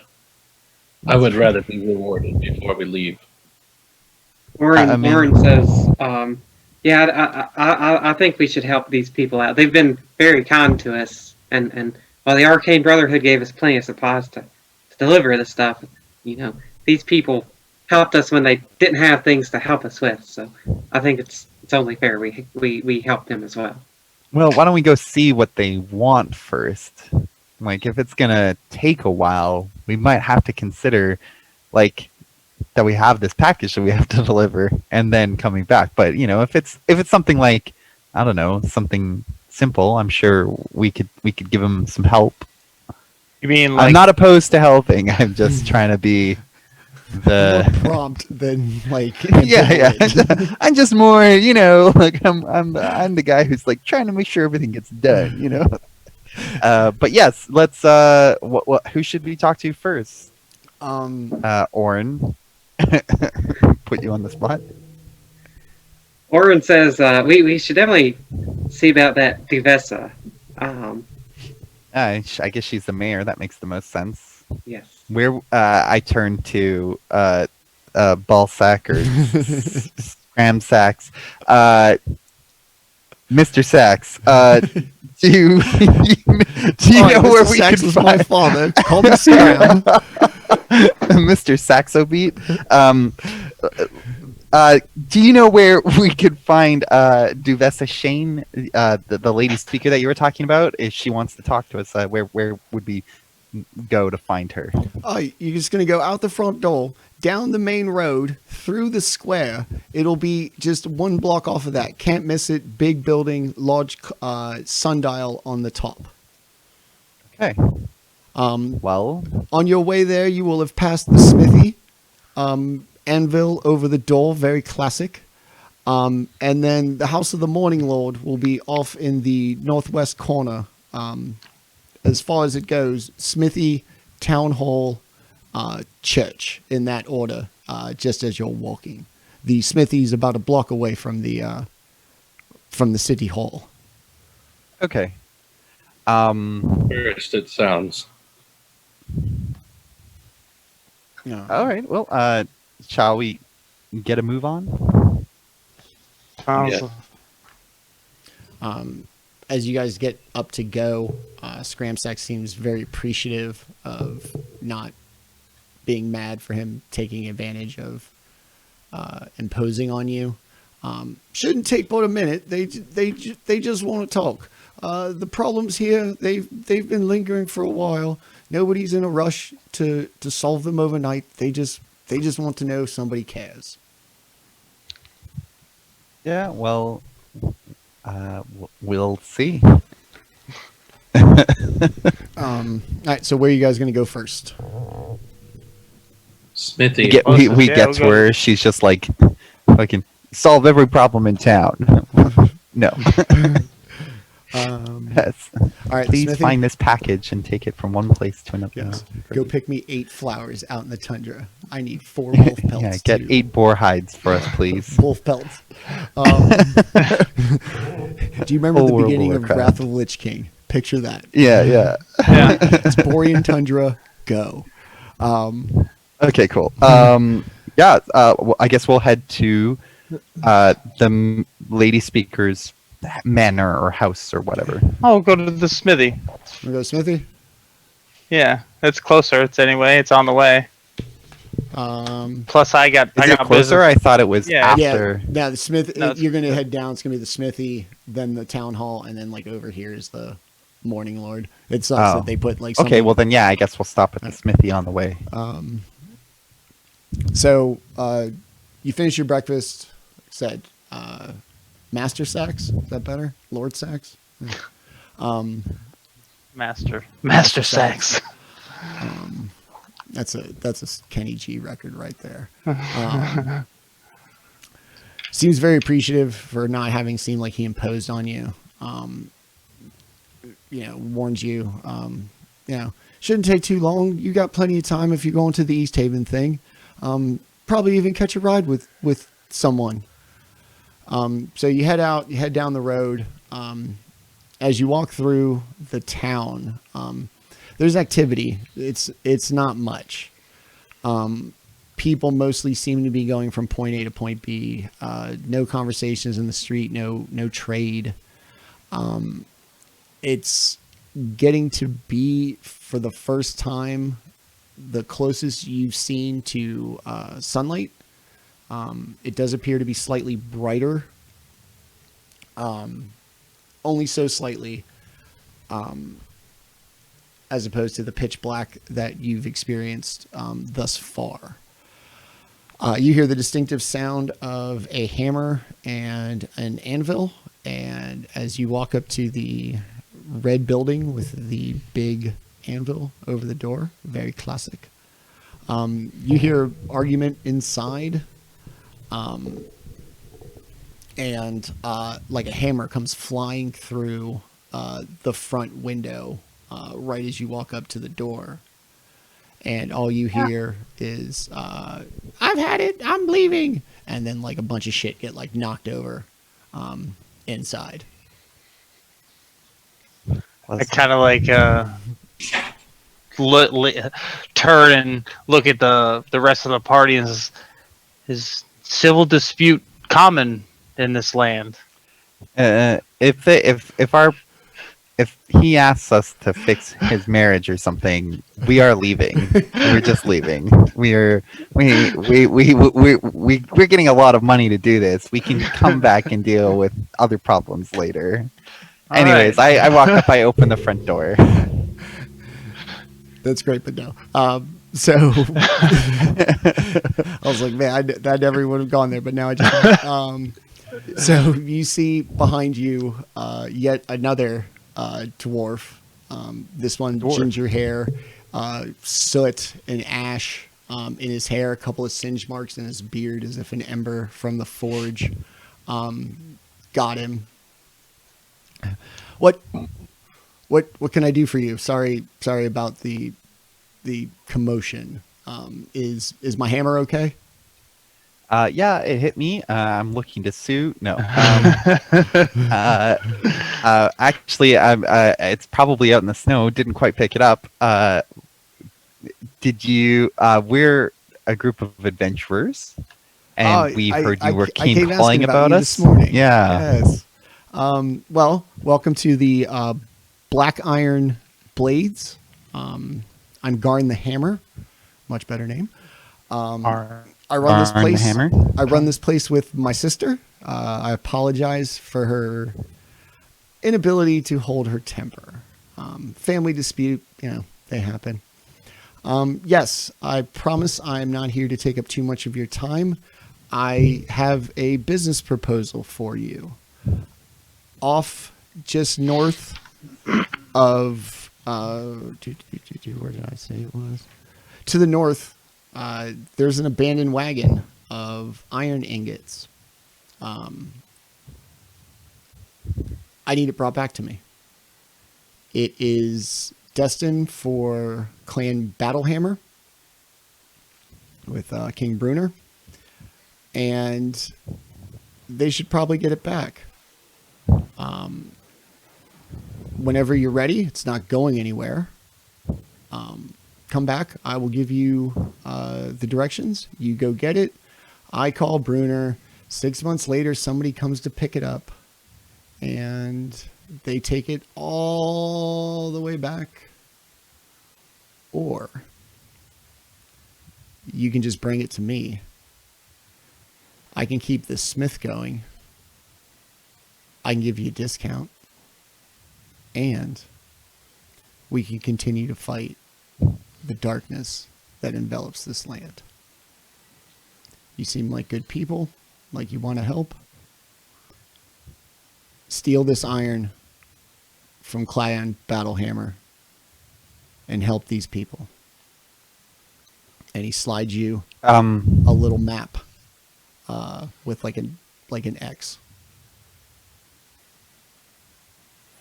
Sounds worthy. Interesting. Okay, first of all, how do you know? Like you said that it's in a wagon somewhere. Yeah. It was ambushed by God knows what. It needs to be pulled by pack animals. It's too heavy for even your large friend here to pull. We simply lack the resources of personnel to make it happen. So it was attacked. What happened to the people who were originally? He gives a big shrug. Lots of You crazy said things north. happen out of. It's actually east of East Haven. Sorry. So East of East Haven. Yes. East of East Haven. Okay. Yes. And are we currently west of East Haven? Yes. Okay, so it's East like Haven- we'd have to go past the East Haven. Yes. But Okay. We got to go there anyway. East Haven is Yeah, also yeah. the next town over. Okay. My other question was, how do you know that it's still there? If this iron is valuable, maybe somebody else has already taken it. I'm the only smithy left. Nobody's taken that iron to take it. If somebody were to find it, the only place it would come to would be me. If I haven't seen it yet, I don't think anybody's grabbed it. Okay, fair enough. So you say this belonged to Clan Battlehammer? Yes. Would any of us know who that is, or like what that clan is? Jaatuuli probably. I don't know how to judge fame in this kind of thing. If you believe your character would know, like, enough history to know, the biggest people of history. You don't have to be a big history nerd to know who Einstein was, Right. Like that same kind of idea, and then just kind of go with it. How famous do you think, Brunner is? It's been about 400 years since the, is it 400 years? Like 400 years since the, original Drizzt novels. That could be way wrong. Oh, really? Yeah, it's a good little bit, of time. It might not be that long. It is. So like Brunner is dead. I don't know where they are in Long the time novels. dead. I know he's going to live. I mean, he lives half as long as Drizzt does, just because he's a dwarf. They live like a long time. Wolfgar They doesn't can live live to very be, like, long, and Caddy 3, Bree 4. doesn't live very long. No, they're human. Yeah, if it's 400 years, then maybe Brunner's just dead. But like I said, he would have been the biggest. Brunner was already really old in the novels, though. Yeah. So like, Yeah. Because even when he's alive, probably he's not king definitely anymore. dead. Like Drizzt might still be alive because he was only like 100, and he can live to be like 800. 900 Yeah. probably. So like So, like I said, dead or He alive, could still be alive. he was still like the pretty big deal. So, if, like I said, Okay. however you would Okay. expand out. So this is years after. So like this is after the spell plague and all that kind of Yes. stuff. Um, Okay. So we're like in the future. Okay. Then I mean, my character isn't really studied in history and never really went to that area. I went to Silvery Moon, so maybe I'm passingly familiar with who they are, the Battle Hammers. I asked the guy, what about the Battle Hammers? Wouldn't they might not appreciate being stolen from? They're a group of dwarves, I assume. So like that, it doesn't seems like they might hold a grudge about their iron being stolen. If their homeland is cursed, I would give it to them. It's not. All right. Well, we are heading towards East Haven. If we are in the area, like if we have to head that direction, we'll keep an eye out for your iron. We do have access to pack animals, so we might be able to hitch it up and send it your way. We'll have to talk to the person who owns the pack animals first. See that you do. And like I said, there's definitely in it something for you. I won't take up too much more of your time. I imagine you've got stuff to do, heroes. But yeah, think about it. I'd appreciate it, and so would 10 Towns and all of Icewind Dale. Yeah. Well, thanks for the information. We'll see about it when we're in the area. Thanks. And if you could just throw my hammer back through the window, that'd be lovely. Oh yeah, sure, no problem. So I'll go outside and pick up the hammer and bring it back to him. And I want to, on a bit of side business, you say you're the last smith around. Yeah, as far as I know, I don't get to leave too much. Materials are scarce. Demand is scarce. I'm the only dwarf left for sure. Well, if I needed metalwork of sorts, you could do something about it. Yes. You provide the metal and tell me what it is. I can smith it. Well, I want to take the sword that has been on my hip. I want to take it off and I want to give it to him, and I want to. I'd like this to be reforged as it once was. As you see, I've been using it for quite some time, and it's not what it once was. Takes a look at it. Eyes kind of wide. I'll look at it. You're gonna have to give me some time, and I'm gonna have to consult somebody. Dwarves don't make this kind of thing. And he still seems like have a reverence for it, but seems pretty perplexed by it. Can I keep this to see what it's about? Yeah, take it. I've used it for quite some time. I am not quite in need of it at this time. I would just like it back to new once again. So yes. What is it? It's a short sword that I brought with me. Okay. And it's from like where broken? No, it's not broken. It's just really old and really used. Okay. Um, I just before we go though, I just ask. You said there'd be something in it for us. What? You kind of mentioned a discount, but like, what kind of are you throwing our way here? We'll call it 20%.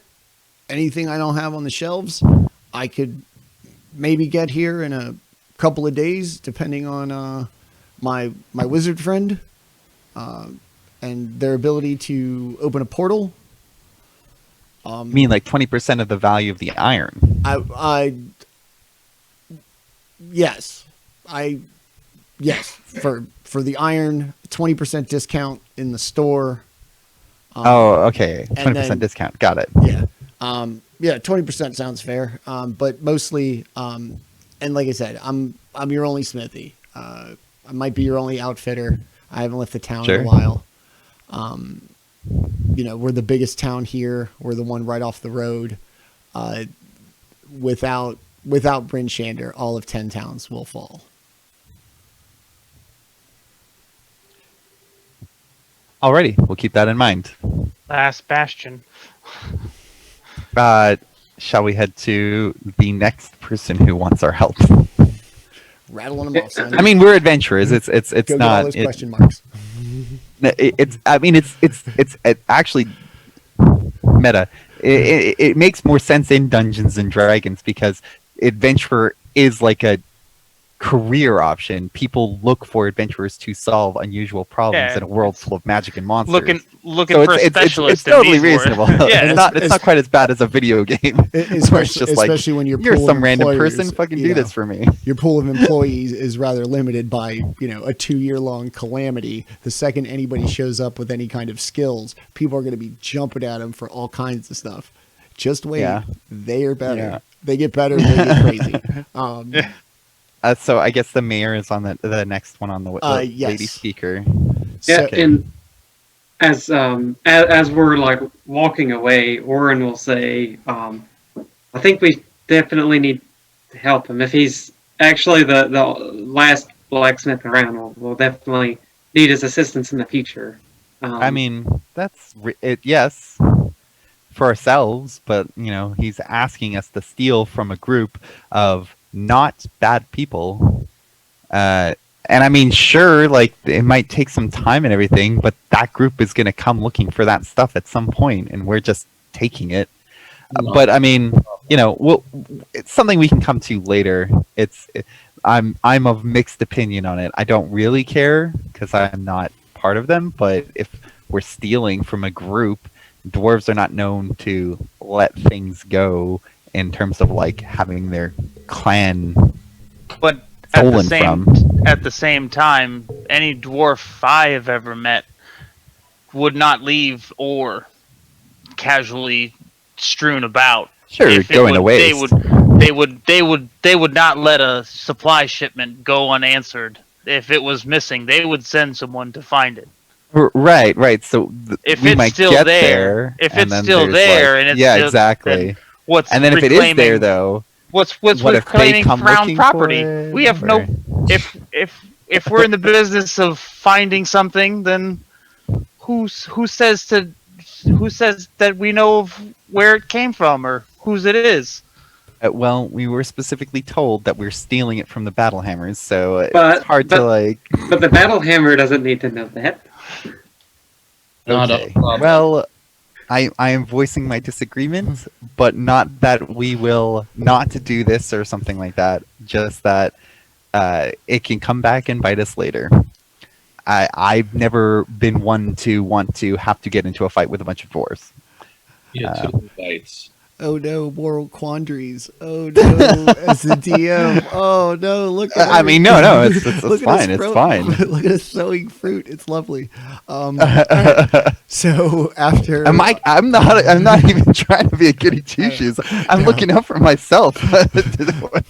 I can be virtuous I don't and wanna make- selfish, all right? I don't want to Look. make unneeded enemies. I have plenty of my own. So he takes the sword, thanks you for the hammer.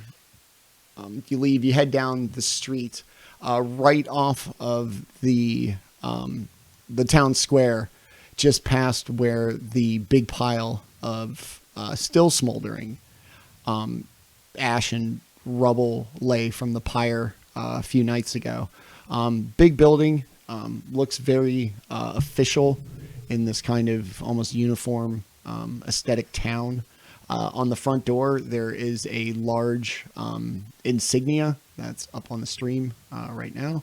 That is the official seal of the city of Bryn Shander. How farmy. The building has no drapes or anything obscuring the windows. You can see right inside. There is no fire. Is it multiple floors? It's just one. Oh, okay.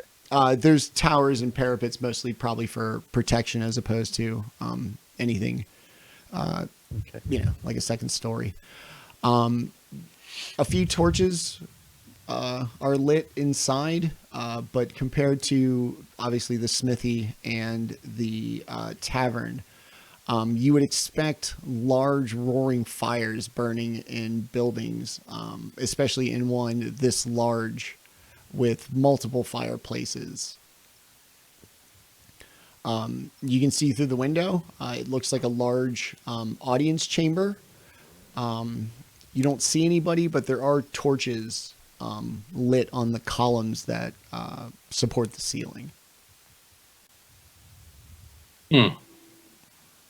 Looks cozy. Are we inside already? No, you can see it through the window. Yeah. Is there like a guard or like a doorman? Nope, just the door, that fancy seal, and then, like I said, like literally right next to it, a big window where you can see inside. Like I said, it looks like an audience chamber where you'd meet, just any nobility or somebody in a position of power. I guess we'll move inside then. I mean, Yeah, let's just open the door. yeah. You go in.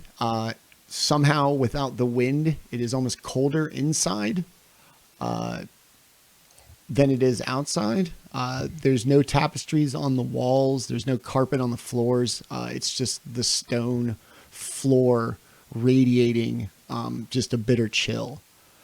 After a couple of moments, from behind the grand chair at the far end of the room, an attractive female.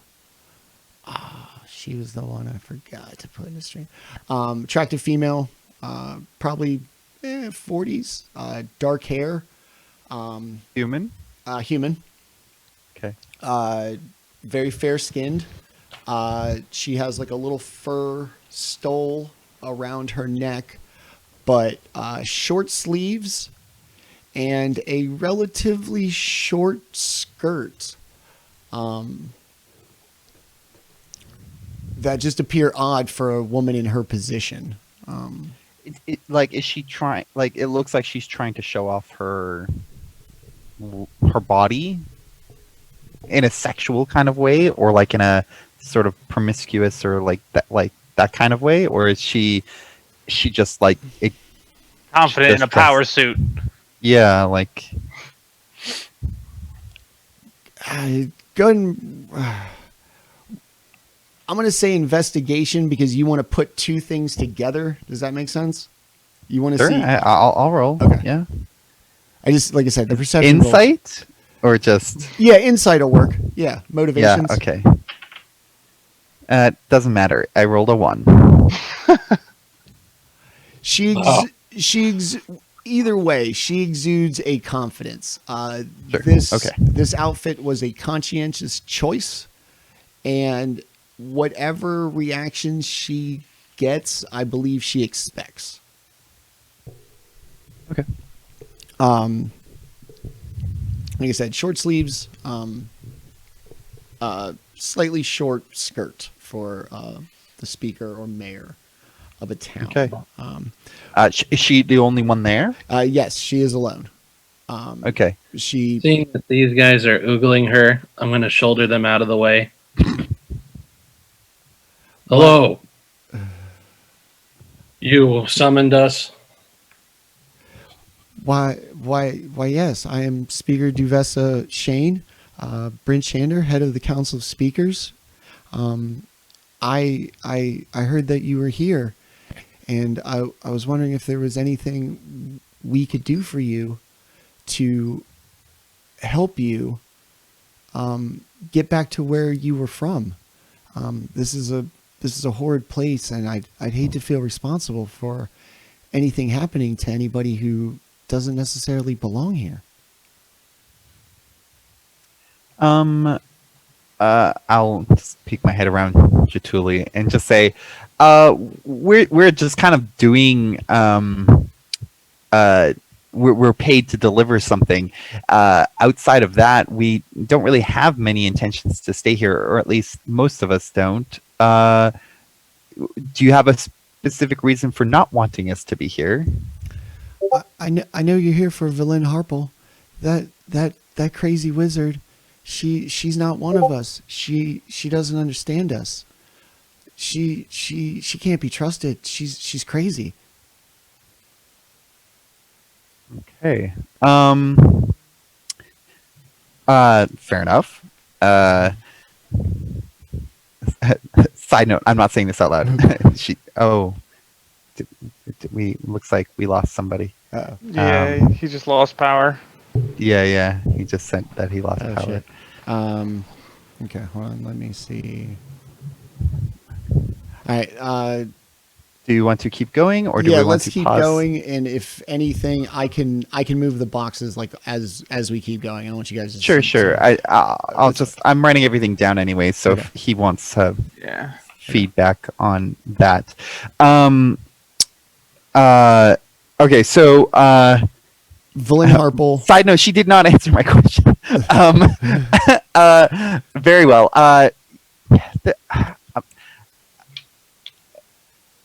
I think it's pretty clear, but I'm getting the impression that she is probably a worshiper of Orryn. It is chilly. Okay. I'm just gonna say, as soon as we complete our mission, I think we'll be out of your hair. I wouldn't worry about it too much. We're just here to get paid, and then we'll be on our way. Is there anything in particular that you'd like us to help you with, since we're kind of in the business of helping people? We've got a terrible drought problem. Drow? Yes, they have incursions into the town. They've been stealing vital supplies, not just from Bryn Shander, but from other towns as well. East Haven and Targos especially. Do you have any information about like where they might be coming from, or like if they have a specific objective or anything? I know that Drow sort of are secretive and they're usually like they usually have a plan. I think they're just here to take advantage of the plague, of the curse. It's dark all the time. They don't have to hide. It's a perfect time for them to make a move to the surface once again. For all we know, they could be working with Orryn to help the curse continue. Oh, you think that the Drow are working with Orryn? They'd be trying to spread the cold and try and like. I believe that's what she does. I'm not very familiar with Orryn myself. She just wants all those who suffer, like we all do, to repent. And repentance and submission is the only way out of this. And I see. What better way to make you submit than just the constant onslaught of Drow?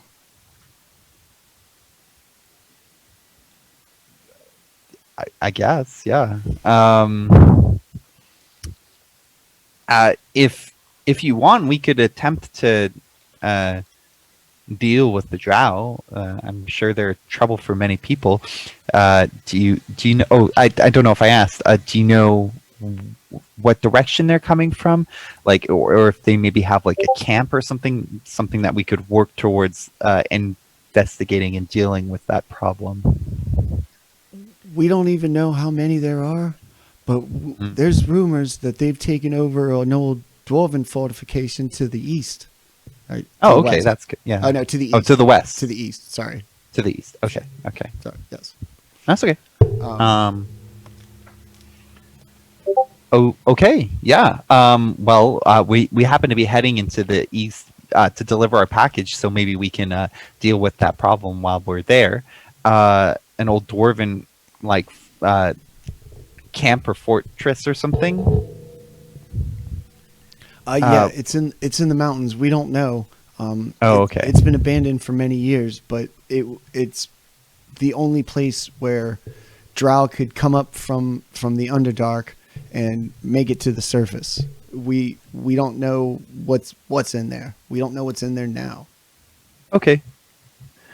Cool. Yeah, is there anything else that you'd like to share with us? Have you boys met the smithy yet?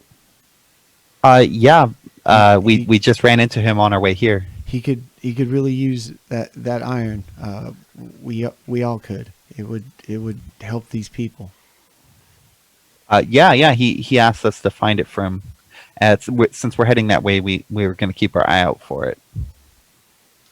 Don't let this town die in the hands of people who don't believe.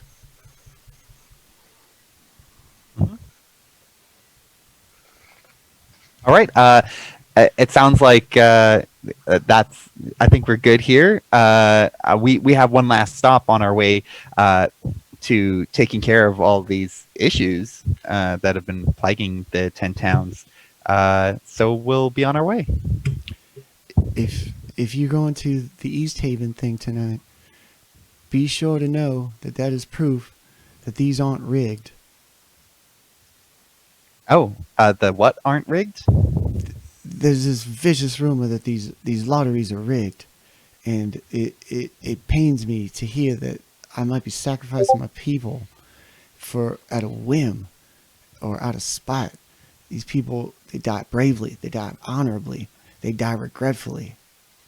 It is not my intention to harm anybody, just to bring peace to this land. Yeah. We're not from. We only just got here, so we're not really familiar with that. Kind of staying out of the local affairs, just doing our job. But since we're heading in that direction, I guess we'll get to see. Very well. I won't keep you.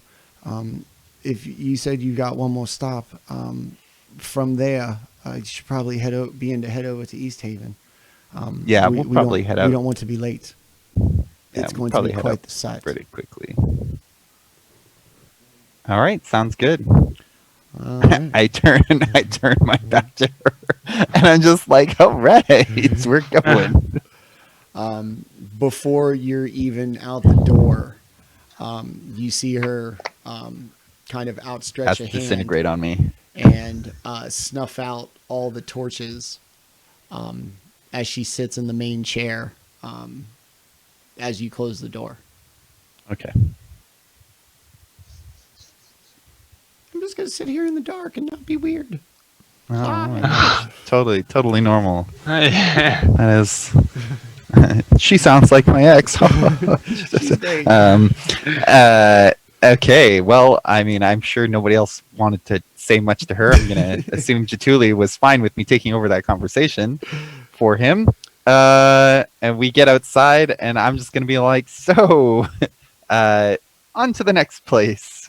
It's getting better and better. At least she didn't seem like one of the crazy Arl worshippers. Oh, sure. I definitely got the Arl vibe from her, but at least she wasn't mostly naked in the streets, sitting in the snow, beating herself to death. I'm going to look around and see if anyone is watching us or listening in on our conversation or anything like that. Orryn isn't paying attention. He's saying it at normal volume. No, it was just you in the building. No, I mean outside now that we've left the building. Oh, yeah, no, the streets are still kind of abandoned. Not much traffic. The center of town, it looks like it's mostly like administrative buildings.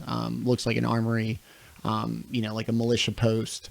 Not a lot of traffic down here that's not officially related probably to the town.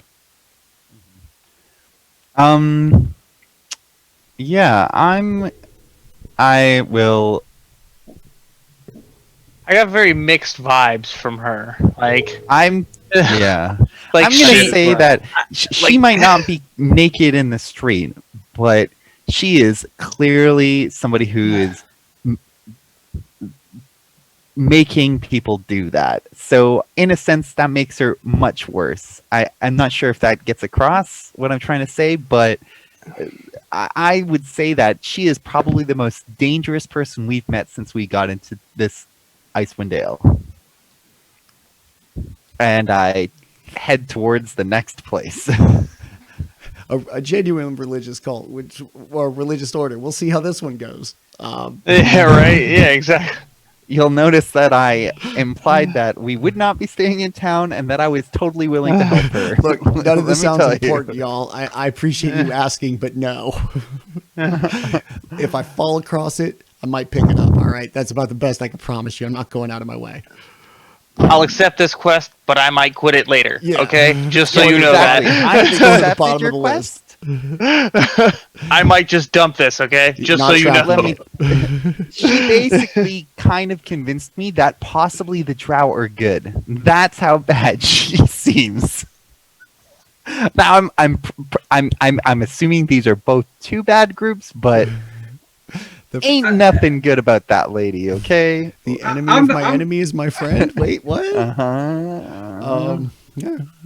If she's gonna make Drow seem like maybe they're doing the right thing, then we've got Hey, a look, problem. y'all. I was like, I want to be on your side. That lady was crazy. I'm willing to hear you out. Sell me Yeah. on your Drow madness. What's yeah. your plan? Doesn't sound Yeah. too bad. Did you guys have a plan, or were you just generally being like sneaky little bastards? Yeah. Because there's some crazy shit going on in Yeah. town. And hey, we might be able to work together. You don't seem to be affecting me too much. So I was like, we kill this crazy Yeah. lady. You do you, we do us. Good luck, y'all. Good luck. This place sucks. Great. And now we're gonna meet somebody who's probably gonna die soon, since he's not an Arl worshipper. Probably the opposite of Arl, to be fair. So we're meeting the priest of the Morning Lord. The House of the Morning Lord looks. Oh shit! Did I lose you guys? Okay, cool. Host of the Morning Lord. Looks Yes. very similar to other temples to Lathander throughout the Forgotten Realms. They are a very vivid white sandstone with gold accents that stand out even more so given the kind of impoverished nature of Icewind Dale at this time. It looks especially opulent and almost ostentatious at this point. The gold still glitters as if it's attended to. It faces east. It's on the east side of town, so it's one of the first places to get what little sun does come. At this point, it's been a couple of hours since you left the tavern, talking to everybody, moving about town. It's about the brightest it's been. Jaatuuli, if he wasn't, I don't know, playing with the smithy or whatever, would tell you this is the brightest. This is as bright as it gets in his experience in the last 2 years. Okay. It won't last. Like, is it completely like covered in like overcast? Like, is it like clouds and stuff? Like, we can't see the sky. It's nighttime darkness. So So it's like duskish. Mechanically, it's dim light, but they basically equate it to 2 hours of. It's 4 hours a day, 2 hours of sunrise and 2 hours of sunset, but crammed into 4 hours in the middle of the day. Like it never gets like high in the sky. So it's not like clouds or something, No, or like it's that's not the. It's physically dark. Like I said, like the You nighttime can see the sky. sun, but it's just dark. You cannot see the sun. It's Oh, like the sun okay. never rises. It was like it's just like stays below the horizon. Yeah, You just 30 get that yeah. like faint glow. Yeah, Mm. Okay. with aside from the real world physics, 30 days of night, anything past the Arctic Circle, just that at some point it's, you don't know what time it is. It's just, it's Yeah, night. yeah. And then depending on where you are, there's a little bit of light or fuck all, none. Or none. Yeah. So theirs Okay. is, All right. so like I said, it's about as bright as it's going to get. Probably the equivalent to an hour or two after the sun first peaks over the horizon. You wouldn't need a torchlight to maneuver through the city, whether it was yours or affixed to something. So the House of the Morning Lord, bright, shiny, white sandstone, gold, attended to gold too, not tarnished by all of the various things floating through the air that are probably gross.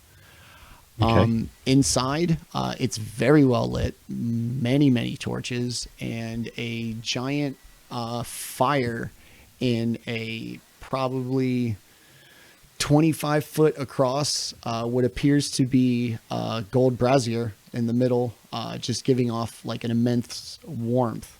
A guy in white linen robes and a gold cord wrapped around his waist, seated or kneeling in the middle, back to you. You walked in basically in the middle of his prayer. May he give us the strength to see the sunshine upon this land once again, so that all may know the glory of Lathander. In the light of his grace, may we one day bask again. Completes a little motions with his hand, stands up, gives you a kind of courteous bow. May Lathander's blessings be upon you, friends. I am Mishan, devotee of the Morning Lord. How may his blessings that shine through me aid you in your path in these dark times? So Mishan, was it? Mishann.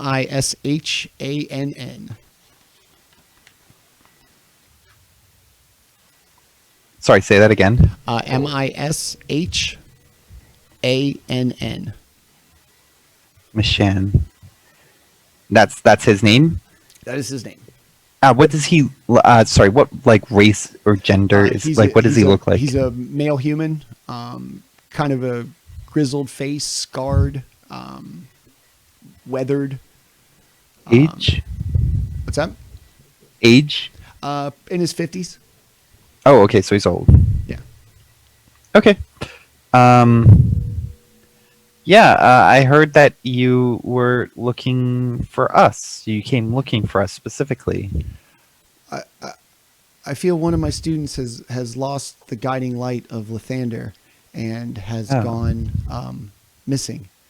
See, he used to head out for days at a time off into the tundra in devout prayer and introspection that he may gain the wisdom from Lathander to remedy this curse. And so it's your student, he, she, who what do they look like? Macredus. And sorry, Macredus. Macredus. Edus. Okay, Macredus. Was he a human? Elven. Much as yourself. Not much as yourself, more than yourself. Okay. I'm sorry if that's inappropriate. No. I'm a half elf. That's fine. So your student Macredus went missing. How long ago? I haven't seen him in a week. I just take out my little detective's flip book and I start making notes. So he's been gone for how? Sorry, say that again because I missed it. A week. Usually he goes for a day or two, and he always comes back. I'm worried as times get more desperate that something's happened to him. Do you know where he goes when he leaves? Or if he heads in a particular direction? North of the Lonely Wood, along the river. I hear where's the Lonely Road? I hear he's got like a cabin out in the tundra where he does his prayer and his devotions. Somewhere north towards the Lonely Woods? Past the Lonely Woods. Past north.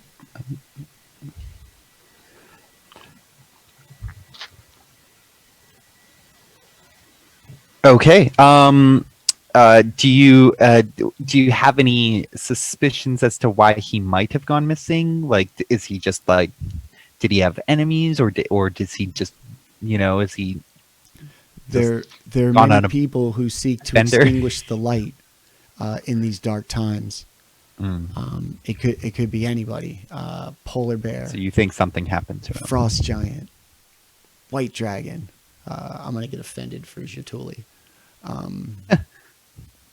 It could be anything. Drow bandits. those giant barbarians that just rummage through the tundra. I'm gonna sound mildly callous here. If he's been gone for a week, and the current climates and such, and there are all these potential dangers in this land, it sounds like there might be a chance he's passed away. If that is the case, do you still want us looking for him? Is there anything on his person that he might have, or is it just for closure? Or just knowing that I could escort his soul to the Morning Lord would be enough. So you would want us to bring his body? If you can find it. Okay. We aren't really headed in that direction, are we? Oh, sorry, I don't know where the woods are. Would I know where the woods are? They're going to be to the north west, the northwest of where you are right this moment. Northwest. So like almost in the complete opposite direction of. Yes. And by the roads, a very long roundabout way. As the crow flies, not too bad, but you would have to travel by road, and they kind of snake like around. Overland travel sucks. Yeah. Okay. Yeah. Just so you're aware that we might be headed. We are adventurers. We normally do this for work. Is there any particular? Are you offering anything, or would you just is this just a favor for you? The blessings of the Morning Lord would be upon you, as well as future aid. Should you require it, the Morning Lord's blessings are bountiful, and all can share in what they can give. Yeah. I'm not sure if that's going to cut it for some of the people in our group, but I am interested in kind of solving this mystery of what happened to your student. So I'm at the very least interested. If we have time, I'm sure we could investigate, and maybe your student is still alive and we could rescue him if he needs help. I do have a couple of quick questions. They're not exactly related to, though they might be, your student. Duvessa Shane, how does she view? Yeah, how does she view you?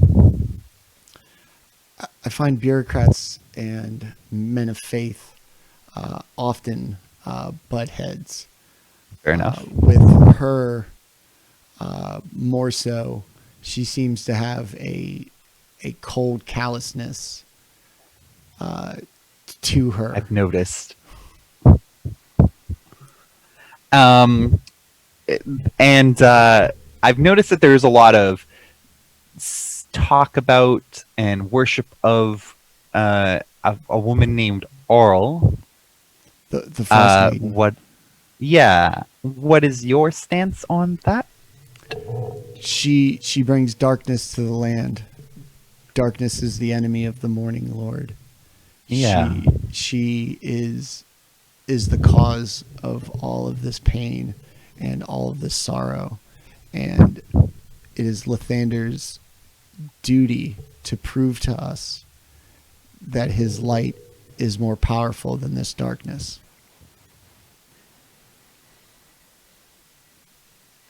Fair, yeah. Are you not concerned about your own well-being in this environment?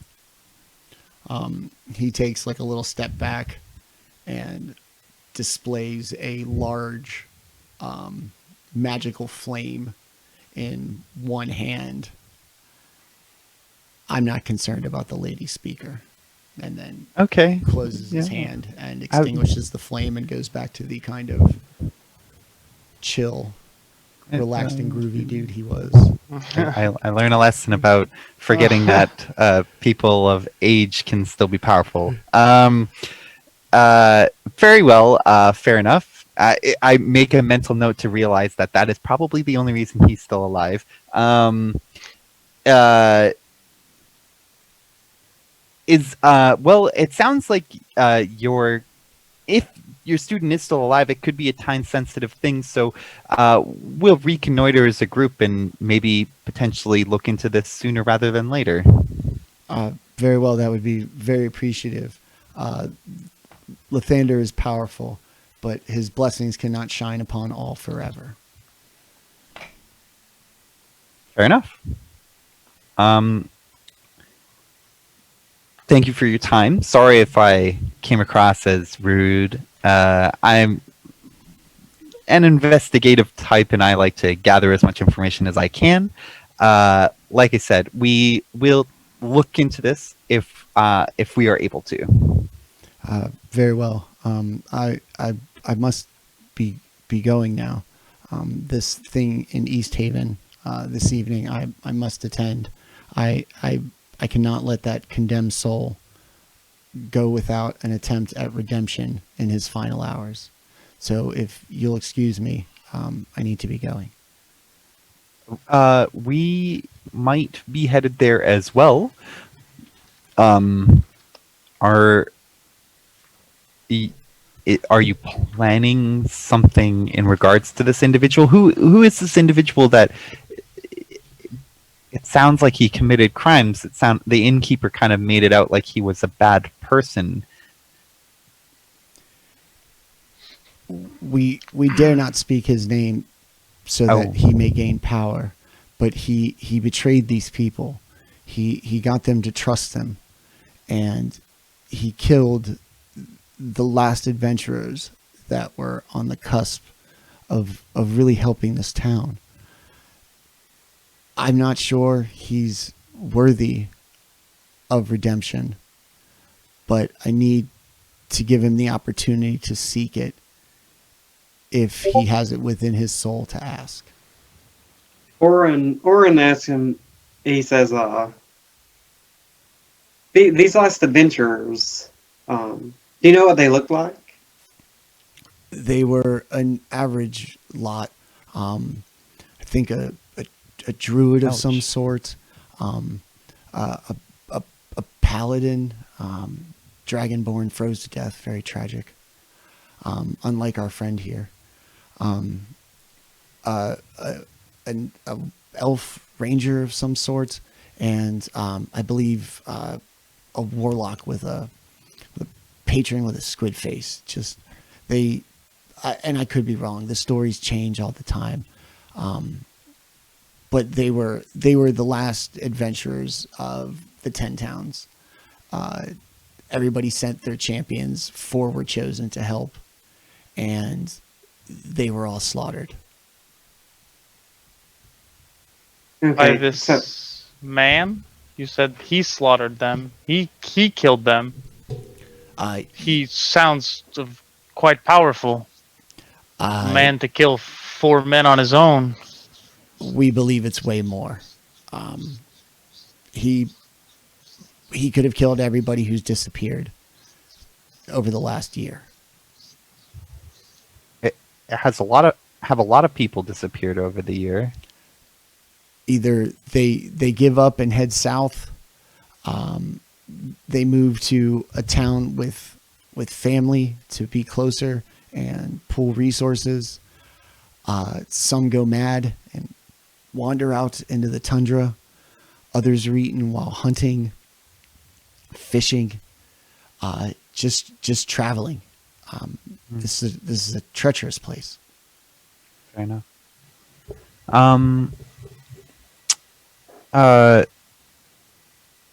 Are there many worshippers of Lathander in town? Do many people come to the church? 2 or 3. I travel every now and again to other towns to administer to the spiritual needs of those who don't live here and can't seek the Morning Lord's blessing in his house. So I bring the blessings of the Morning Lord to them. Okay.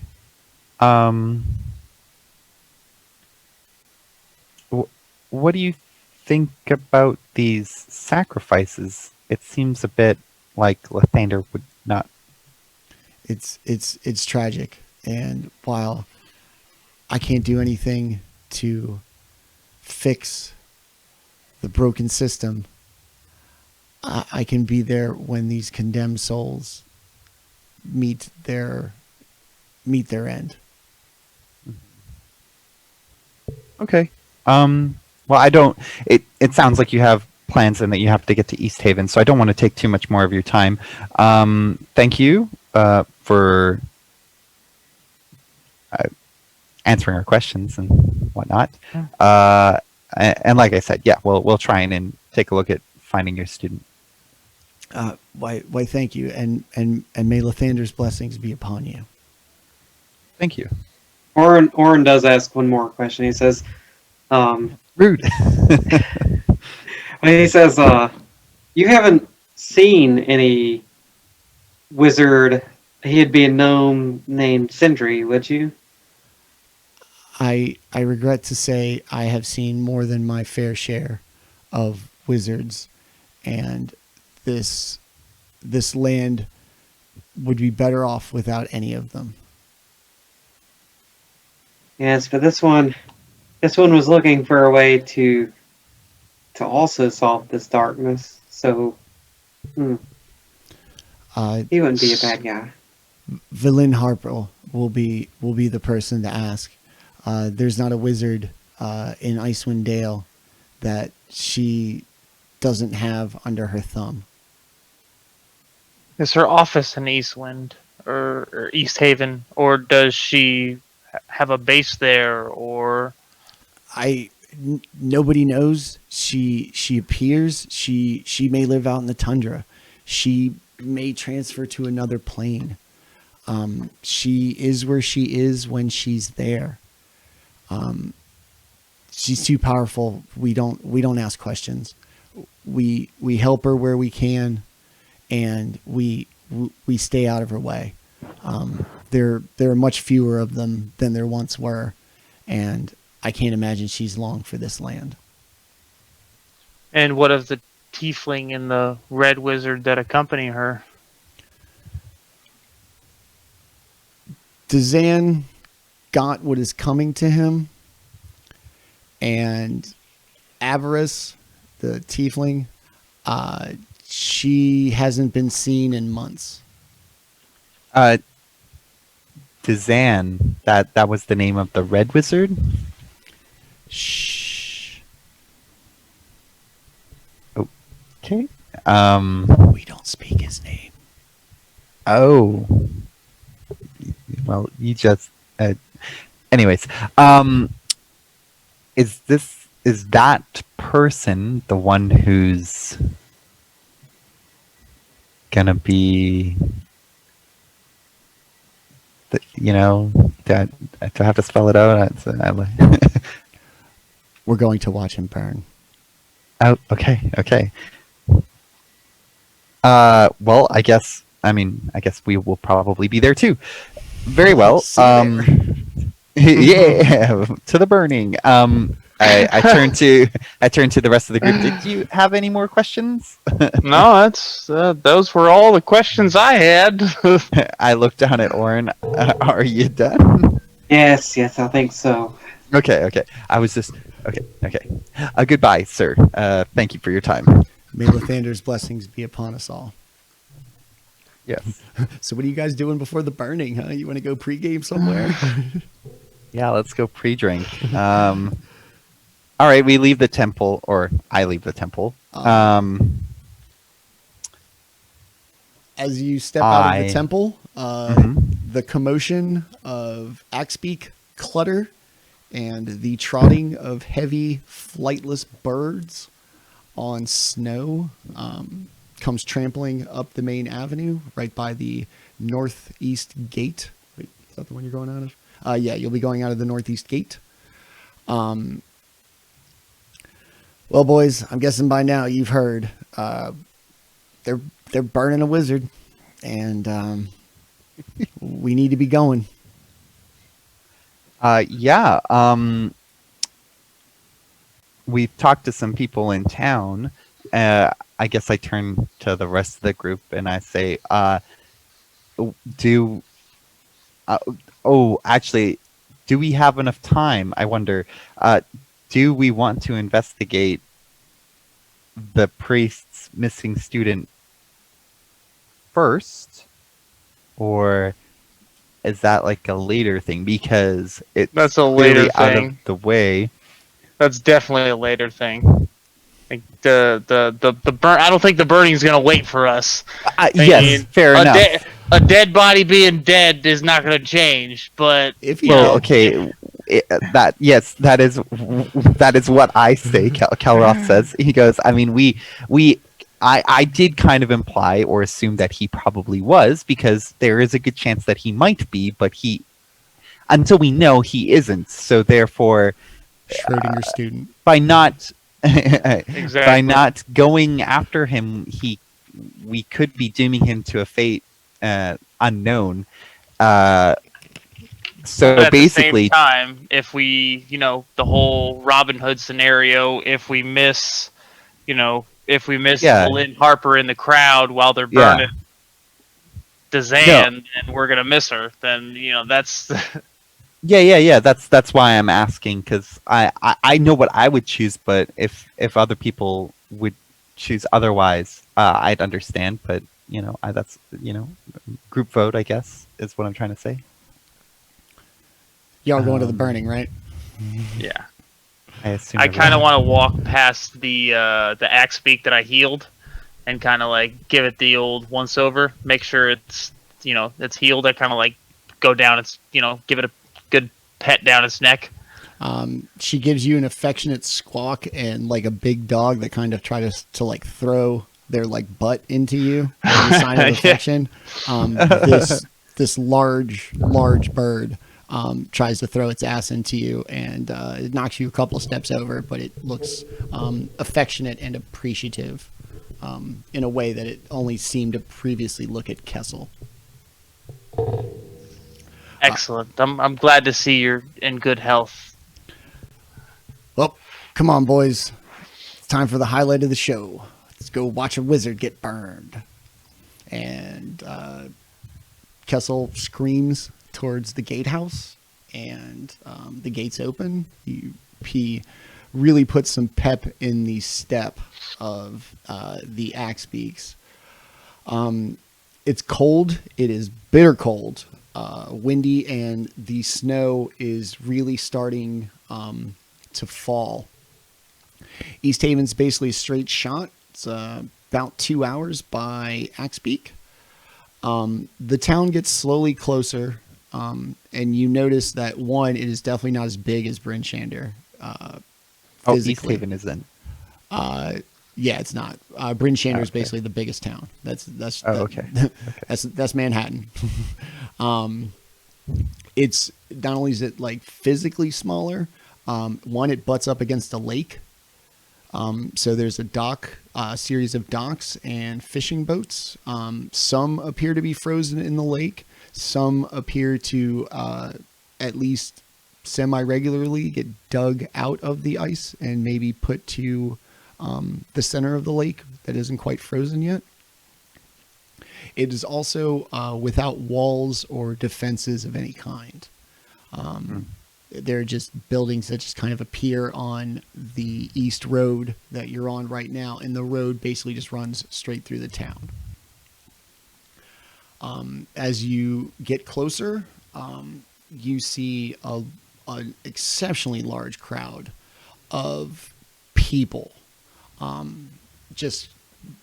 this point blocking the road. They seem to be centered around a point probably about 25 feet off the road before the kind of town proper begins. And as Kessel brings the sled to a halt and decides to stand on his seat, because he's a dwarf and can't see, he makes a gesture to basically the center of the throng of people, and before you all get off of the wagon from your height, you notice that in the middle of this throng of people, there's a huge space of like a wide berth given to this one individual. From behind, you see a silver braided ponytail. From the back of the head, like a strap that just seems to go around just from one part to the other. And out of the right hand, a metal rod with 3 chains coming out of it.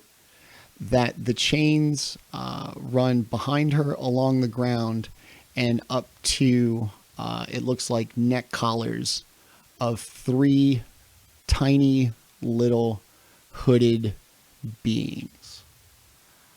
Despite the town's like seemingly bloodthirsty enthusiasm for what's about to happen, nobody wants to get any closer to this one mysterious figure than humanly possible. You said it's a female that's It's, holding. It's not supposed to be, but yes, because I realized I did give a pronoun, but it is a female. Yes. Okay. Tall, I mean, just what does it look? yeah. Tall for a female. Everybody's supposed to be kind of amorphous because they're supposed to be wearing like baggy coats and stuff. And Okay. I just fall That's apart fine. there. So the crowd, it's like a real energy, just like for a live show, right when you know this thing's about to happen and you can't stand it anymore. Still, despite the people that keep getting added and showing up, including some of the people you've met this morning, the woman in the middle is still allowed a wide berth. She's basically in front of the pyre, dead center. The actual pole that they're going to stick the accused to couldn't be more than 10 feet from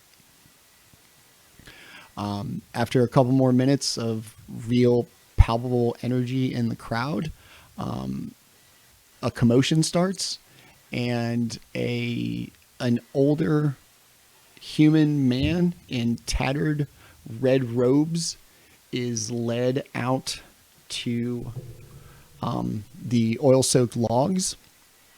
He does so without like any hesitation or objection. Doesn't seem fighting it. A defiant kind of smirk, I guess, on his face as he's led to the stake. As he's kind of begun being secured to it, he does not break eye contact with the woman in the front row. The crowd grows a little bit restless. They start like muttering things and screaming obscenities at him.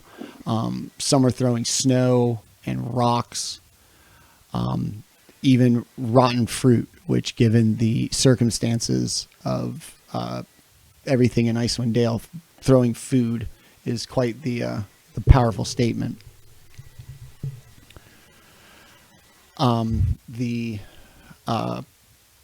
priest from the House of the Morning Lords is behind the pyre trying to fight through guards.